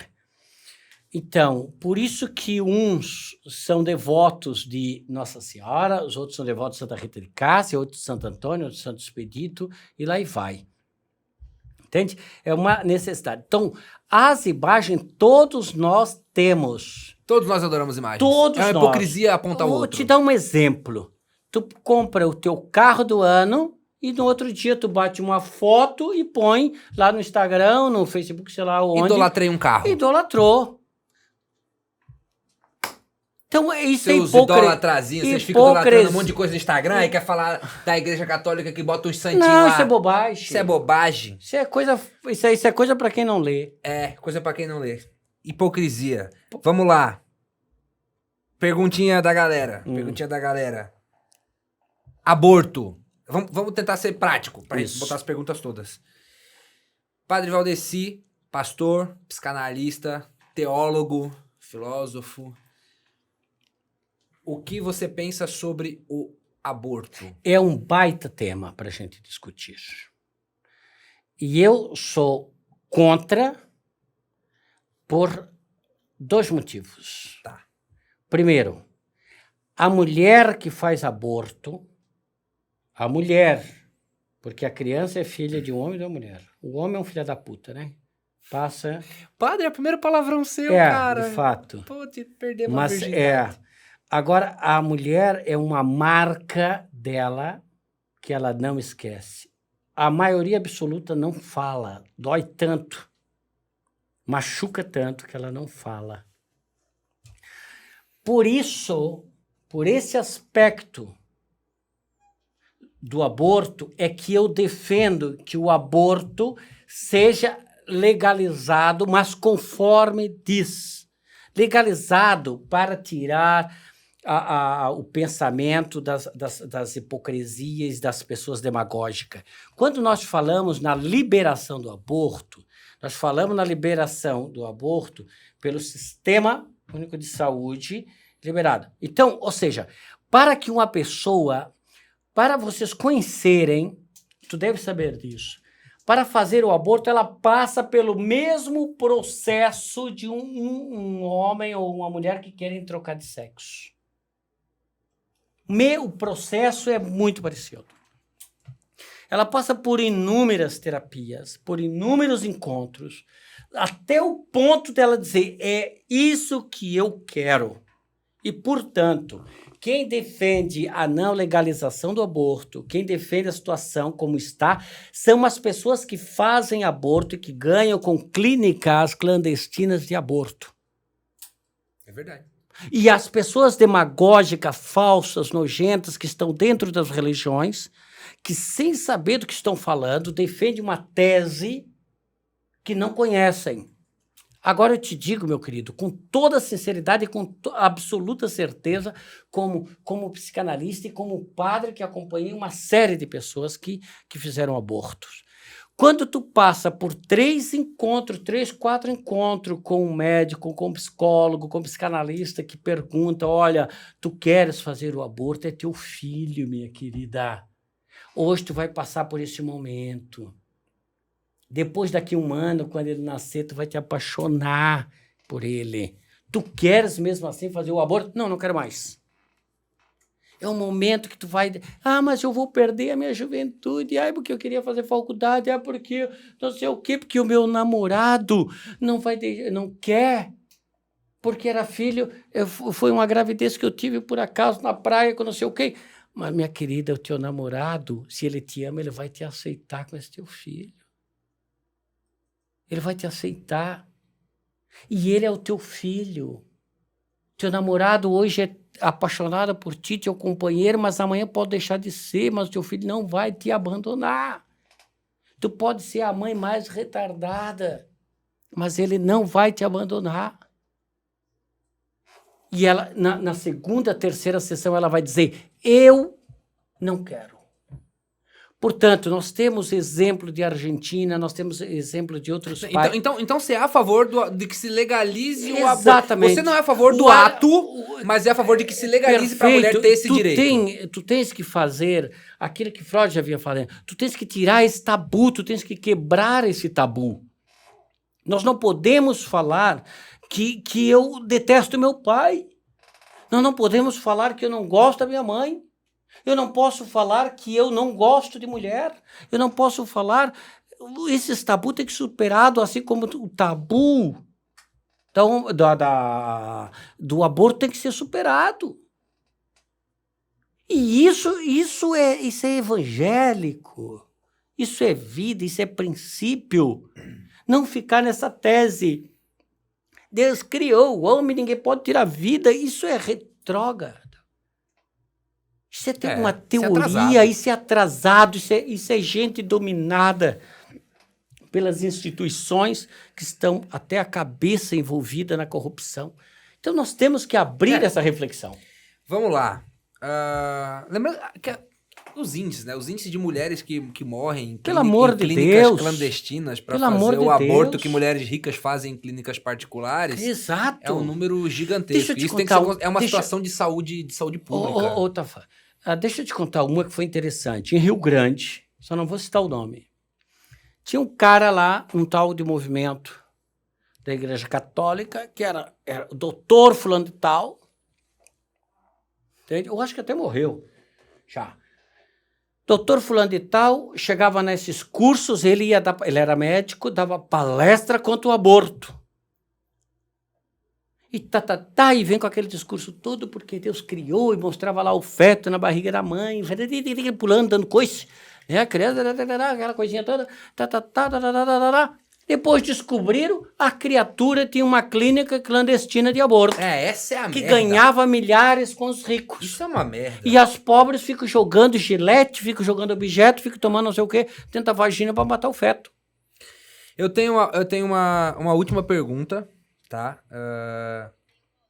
Que é sobre... Vamos fazer assim. Eu vou pedir pra produção tirar esse sushizinho e trazer uma friturinha pra nós, porque eu gosto de friturinha também. Sushizinho do Satoru Jisai, Esse que tá Ramon. assim, esse aí é o... raquítico, né? Não, esse é o cara que quer namorar a produtora. Mas ele é bonitinho. Ele tá tentando... É bonitinho, né? Ele tá tentando... bigodinho feito e tal. Eles são bonitinhos, o pessoal daqui é bonito. É bonitinho. É bonito, né? O nosso pessoal, Maurício. É igual o estúdio. Parece Jesus, não parece? Pá, que Jesus não era assim. Olha só, o cara cabeludo, barbudo, aí vem essa aqui loira. Essa aí matou a pau. Aí tem o Bruno lá, ó. Olha lá o Bruno, que bonito. O Bruno também, né? Aí tem a Jo, olha lá a Jo. Olha a Jo, olha essa mulher. Patroa, velho. E tem substância. Aí a patroa, não, essa mulher é sensacional. Aí o Ramon vai comer o restinho do sushi ali, ó, e nós vamos comer uma friturinha. Batatinha frita da onde? Do Los Pojos. Los Pojos. Los Pojos. Los Pojos é nosso parceiro. É aqui de Garopaba também, está recente em Garopaba. É maravilhoso, porção de batata frita, porção de polenta, porção de coração, porção E são de... argentinos porção ou de são frango. brasileiros mesmo? São brasileiros, são brazuca. É a Clarissa, maravilhosa. Então tá aqui, ó.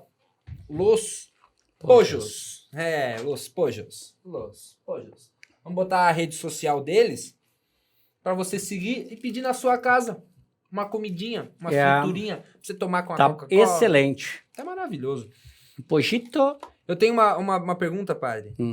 Pra gente tomar um encaminhamento aqui. Você faz casamento? Faz, né? Muito. Lagoa da Conceição fiz muito. Você já fez ou faria um casamento homoafetivo? Esse é um tema muito interessante.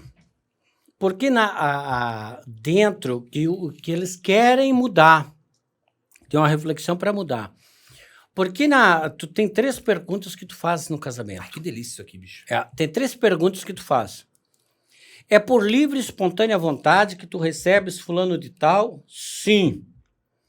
Prometes amor e fidelidade até o final da sua vida? Sim. Segundo, aceitas receber com alegria os filhos que Deus vos confiar? Sim. Só que aqui tem um detalhe, que sempre se supôs que esses filhos seriam da barriga de alguém, de um dos dois, dela, no caso. Mas agora já está perguntando, mas vem cá, esse filho pode ser adotado. Então tu faria um casamento homossexual? Não, eu faria, tranquilamente. Agora, é aceito pela igreja? Não é aceito. Pela igreja católica não é? Não. Ah, não é? Não.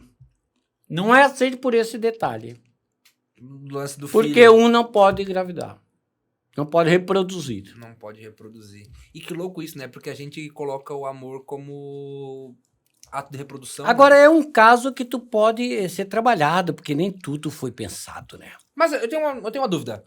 Se tu pega... A igreja não permite. Se tu pega e tu faz, tu pode receber alguma punição por isso? Ou tu tem livre-arbítrio pra fazer isso? Tu recebe? Sim, sim, sim. Ah, isso dá um probleminha. É, um problemaço. Ah, Posso. olha só. E o padre não pode casar? E o padre não pode casar. É a mesma coisa. Por quê? Por que o padre não pode casar? É, o pastor pode casar. A igreja fala um monte de mentiras. Sabe o que me falaram? Sabe o que me falaram? O padre não pode casar, porque senão isso seria um custo a mais pra igreja. E que não. Como é que foi na história? Porque antes casavam. Ah, antes o padre casava? Claro. Só que aí ficou caro, não? Se não, aí depois, com a estrutura, a igreja foi se estruturando, e os padres foram vivendo sozinhos, e aquilo foi se tornando conveniente para a igreja, porque os gastos, de fato, diminuíram. De tal forma que veio o decreto dos padres não casarem. Mantém assim porque é mais barato. Agora, não se mantém assim porque é mais barato. Não é. É porque a maioria dos padres não querem casar. Se fizer uma lei, se fizer uma como é que se diz? Por quê? Por quê? Porque não querem. Peraí. Esse Porque episódio... não querem. Peraí.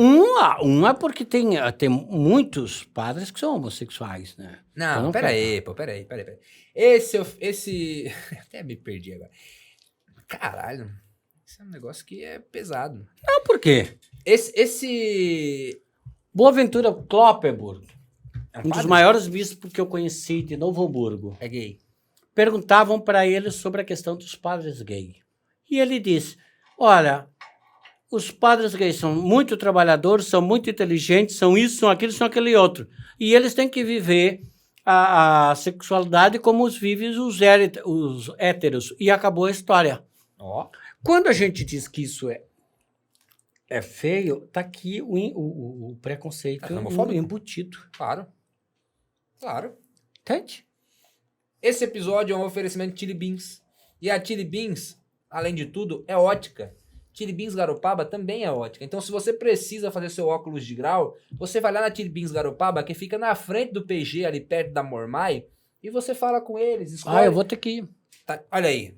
Tá vendo? Eu vou ir lá. Vai lá, escolhe a sua armação. Tem vários estilos, redondo, quadrado, quadriculado. O meu era igual o teu, assim, eu quebrei. Eu botei no sofá, não vi, sentei. Sentou em cima. Que fatalidade. Desastre. É um desastre. Então, se você precisa de óculos, a Chili Beans, ela também é ótica. Além disso, óculos escuro, obviamente, que é o, né? Os maravilhosos óculos escuros da Chili Beans. Tem bag, tem mochilinha, tem relógio, ó, esse reloginho. Smartwatch, aqueles relógios que você vai no WhatsApp e tudo mais. A Chili Beans é um grande universo. Isso é muito então, pra mim. se você tem Chili Beans na sua cidade, vai na Chili Beans. Se você é de Garopaba, vai na Chili Beans Garopaba e vê tudo que tem lá. Fala que viu aqui no Pó de Peixe, ganha um descontinho. A Jô tá aí, ela deve confirmar isso. E é isso daí. Chili Beans, a Chili Beans foi uma das primeiras empresas que acreditou na gente. E hoje a Chili Beans ela é praticamente dona desse projeto aqui. Né? Olha, por isso que a gente tem que fazer um merchan muito bom, porque senão quando eu sair daqui eu apanho. Ela briga comigo. Não, mas eu vou lá. Vai lá, Palha. Vai lá e faz a tua armaçãozinha.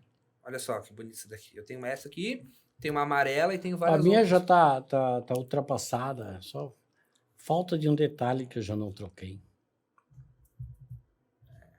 Dinheiro? Acontece isso, Não, né? mas nós temos... É porque tu tá de licença. Padre de licença recebe? Não, esse é o caso. Porra, tu fica de licença 2 anos? É. Não recebe? Porra, papa. Vacilo? Qual que era o teu salário antes de tu sair? Em torno disso, R$7.000. Com tudo pago. É porque eu tinha tudo, né? É 7 mil? Não, é mais 7 mil na gasolina? soma. São 3 mil e alguma coisa, mas aí tu tem carro, tu tens plano de saúde, tu tens comida. Se tu vai para algum lugar, tu compras, tu come. Pega nota fiscal. Como se fosse uma empresa mesmo. É, exatamente. E legal. E aí tu vai voltar pra Europa? Não, eu vou voltar. Nós estamos pensando Aonde? em lugar, talvez Portugal ou Espanha, exatamente para facilitar as línguas, né?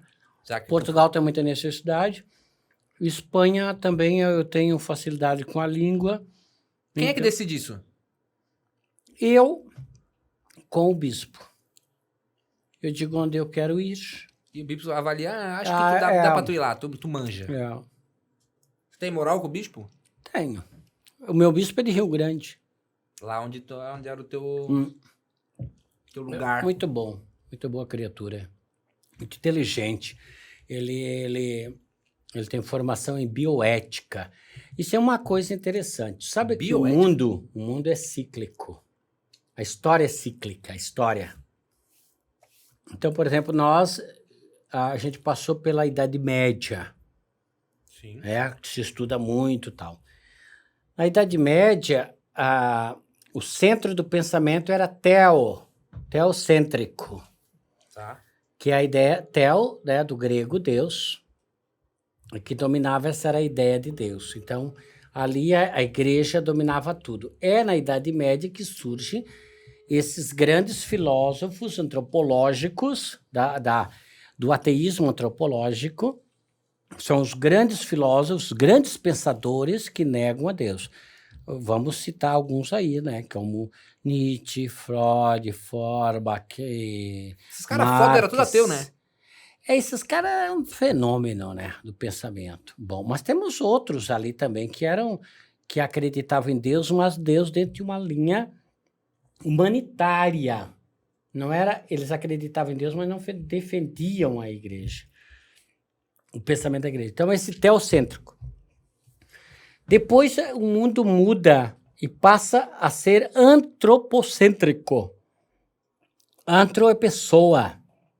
Então, o ser humano como centro do mundo. É daí que vem o pensamento forte de transformação era penso ergo sum, de René Descartes. Penso, logo sou. Então, se eu tenho a capacidade de pensamento, eu tenho a capacidade de transformação, e daí vem o ser humano como centro do mundo. Olha, o ser humano fez tanta besteira, causou, entre outras coisas, o nazismo, guerra, a Primeira, a Segunda Guerra, violência, morte, desastre natural, invasões de outros povos, como toda a questão das colonizações, tudo isso aí. E hoje se diz assim, ó, esse pensamento do homem como centro das coisas está saturado. Tem aquele filme do Charlie Chaplin, onde o homem virou uma máquina. Porque o que me garante como ser, como sujeito, é o ter e o poder. Então, em nome do ter e do poder, se podia fazer tudo. Filme de Charlie Chaplin. Então, o homem virou uma máquina, trabalhava de manhã, de tarde, de noite e domingo, para poder ter, para poder poder, para poder se afirmar. Hoje nós temos um novo povo hoje. Hoje não é, né? Hoje já começou há 25, 50, 200 anos atrás e segue, né? Muitas vezes porque a história faz isso, né? Vai impermeando, né? Vai invadindo, um momento vai invadindo outro. Hoje nós estamos trabalhando, e na tua fala eu vejo isso, hoje nós estamos trabalhando a ideia de biocêntrico. A vida como centro da história. E aqui eu acho que é fundamental a questão da espiritualidade. A espiritualidade tu vai te levar à vida, a questão do planeta, a questão da dimensão ecológica. Leonardo Boff tem uma fala muito linda quando ele escreve a questão da ecologia. Ele diz, perguntaram para ele, o que é ecologia? Ele disse, ecologia é a defesa da vida. O Boff é foda, né? Eu acho o Boff. E aí ele diz, a defesa da vida. Aonde? A vida onde está ameaçada. Entende? Então, quer dizer, tu como uma pessoa cheia de espiritualidade, ou seja, que volta para o teu espírito, para a tua essência, que transcende o teu ser, a tua matéria, né? O homem espiritual é o homem que transcende a dimensão material. É aquele que vai além. E quando ele olha para o rio, ele diz, aqui não é só um rio. Aqui é eu que estou nele aí. Ele vê mais do que um rio. Ele vê mais do que uma água que passa. Quando ele olha para a terra, ele não vê só uma terra que eu posso plantar milho, mandioca, não sei o quê. Ele vê algo mais. Ele vê um ser de vida. É um ser fora da curva. Entende? E aí, e assim para todas as coisas, para o sol, para a noite, para o dia, para todas essas coisas. Então, a pessoa espiritualizada é uma pessoa eminentemente ecológica. Eu sou espiritualizado? Eu acho que tu é. Muito espiritualizado? Eu acho que tu tem muita espiritualidade. E se tu tem espiritualidade, tu não é ateu. Aí tu tá contestando meu ateísmo. Exato. Eu disse para os meninos. O que tu disse? É muito difícil defender uma tese do ateísmo. Porque defender uma tese que não gosta das religiões, de nenhuma religião, entende? É fácil. Porque tu vê tantas negatividades que tu diz, eu não me identifico com nenhuma dessas. Mas quando tu olhas, eu me identifico com a vida.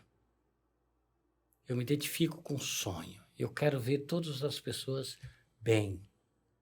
Eu quero ver todas as pessoas felizes. Assim como eu luto para ser feliz. Eu quero permitir que a luta das pessoas também aconteça o mesmo. Aí tu vai identificando uma relação com Deus. Eu não... A minha mãe fala muito disso, né? De que eu vou descobrir isso e tudo mais, e eu não... É porque ela associa a espiritualidade religião. à religião. E eu tô muito longe disso. Tu fora da religião, porque tu é inteligente. E sinto que eu também tô muito longe de acreditar num Deus. Mas isso é uma coisa que é minha, assim como tu tem a sua crença. Eu acredito que essas coisas elas são muito sobre vivência e sobre experiência. Tu gosta de estar sozinho? Gosto. Esse é um bom princípio. Eu gosto muito de estar sozinho. Gosto bastante de estar sozinho. Essa é uma característica das pessoas espiritualizadas. As pessoas que não têm espiritualidade não gostam de estar sozinho. Entendeu? Então tá bom. Então eu sou um ser espiritualizado. É só uma questão de descoberta. Padre, nós temos que finalizar. Bueno. Infelizmente. Estamos aí... Passamos de 1h30, produção? Passamos de 1h30 de programa. Nós temos uma confraternização para ir, eu e o senhor. Exatamente. Né? 2022 Teremos eleições. Porque não é só uma disputa, né? Como o Flamengo e Atlético Mineiro, quem seja campeão. São vidas que estão em jogo. São vidas que estão em E jogo. vai dar o quê? Lula, com a graça de Deus. Vai dar Lula na cabeça. Gostem ou não gostem, vai dar o quê, Vai padre? ter que dar Lula. Vai ter que dar Lula na cabeça. Lula, tu viste ele agora na Argentina? Não vi. Rapaz, sensacional. O cara é foda, né? Vamos fazer assim, padre? Porque sabe que o Lula, eu vejo assim, ó, ele não é aquele, o Obama. Entendeu? O Obama era muito intelectualizado, né? O Lula, ele tem muita leitura. A gente já sabe que ele tem um cara que lê bastante já atualmente. Eu acho que ele se esforça, né? Mas Lula, ele tem uma escuta da vida, do clamor da vida, sabe? E essa escuta faz dele esse personagem diferenciado que vai muito além de Obama. Vai muito. Que vai muito além de muitos outros. Vai, o cara é diferenciado e a gente vai ver isso. Porque ele se escuta. É aqui que está Nietzsche. E ele aqui viveu que está isso, Nietzsche, né? Viu? Como Nietzsche é sempre muito atual. Porque eu posso ler todos os livros, eu posso ler muito, mas se eu não me escuto, se eu não escuto os meus sentimentos e não consigo associar os meus sentimentos com o sentimento das outras pessoas, eu não consigo evoluir. Fudeu. E o Lula é muito isso. Eu queria fazer um agradecimento aos nossos patrocinadores, né? A Chili Beans, ao Satoruji, ao Deck Restaurante, outra vez, muito obrigado ao Deck Restaurante por ceder o almoço para nossa produção, para nossa equipe, ao Chaplin por nos deixar bonito, fazer a nossa barba, o nosso cabelo, o dele não, porque ele não tem barba nem cabelo, ao Spa Campo, que nos fornece massagem, que nos fornece experiências, ao Pojos, os Pojos, que trouxeram... Pochos, que trouxeram esse franguinho frito, batatinha frita, polentinha. Muito obrigado aos Pojos. E ao Satoruji, sushi maravilhoso aqui de Garopaba. Um agradecimento ao meu presente. Um agradecimento à Ru, a marca de roupa que é meu parceiro, é parceiro do Pod Peixe, que deu um presente aí pro nosso querido Padre Valdeci, a Chocolateria Garopaba do meu querido amigo Mano, que você conhece muito bem. Claro. O Mano também é nosso amigo. E ao Espaço Ginza, que produz esse cenário aqui. O Ginza vem aqui, pega esse estúdio e produz. E só fez isso porque a Juliana, que é designer gráfico, a Ju Designer, veio e produziu. A Ju é designer de interiores. Ela veio aqui, produziu graficamente isso. A mulher do Ginza olhou e falou, vamos fazer. E veio, trouxe com tudo isso e pum. E a Fari, nossa querida Fari, que trouxe a cervejinha pra gente tomar uma cervejinha. Sensacional. Vamos fazer um brinde aqui pra finalizar. Falamos de todo mundo, produção? Falamos, né?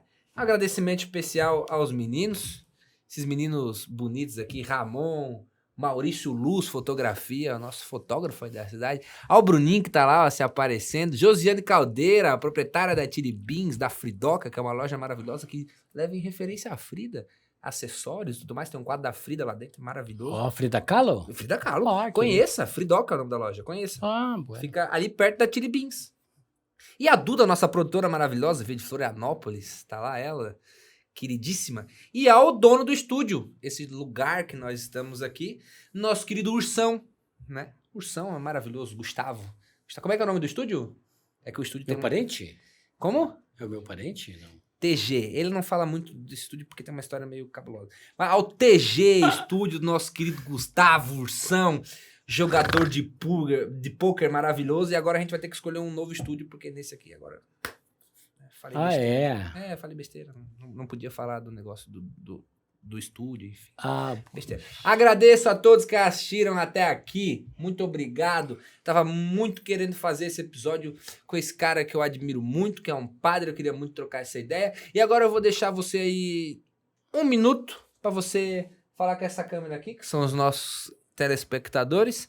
Você passar a mensagem que você quiser, a mensagem de fé, a mensagem de agradecimento, a mensagem que você quiser. Você vai finalizar o podcast, eu tô tirando o meu fone, vou ficar comendo esse negócio aqui, e tu fala aí, finaliza, e é isso aí. E eu te agradeço, Tafarel. né? Eu já gosto muito de ti porque eu gosto mais da tua mãe. Obrigado. Né? E eu não conversei com ela depois que ela virou evangélica, graças a Deus, porque os evangélicos são muito chatos. Mas eu gosto muito dela. Não, tem alguns que não são chatos, os que são estudiosos, né? E como os católicos também, todos os religiosos que são estudiosos. Eu vou fazer um episódio aqui, vou botar tu e ela pra vocês debater. Todos os religiosos que vivem pela emoção, eles são chatos. São chatos, verdade. O político também, né? O político. Político que é fanático pela emoção, o torcedor de futebol. Mas quando tem a razão é uma benção. Mas eu defendo sempre esta espiritualidade encarnada. Eu defendo que as pessoas tenham a capacidade de se escutar. Esse é o caminho, esse é o princípio. Se escutem. Padre. Se escutem. Muito obrigado. Obrigado a todos que assistiram até aqui. Obrigado à produção. Esse foi mais um episódio do Pod Peixe. Sigam nas redes sociais. Se inscrevam. Sigam-nos no Instagram.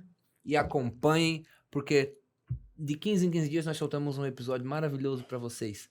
E comam também Los Pojos e Sushi de Satoshi. Muito obrigado. Graças.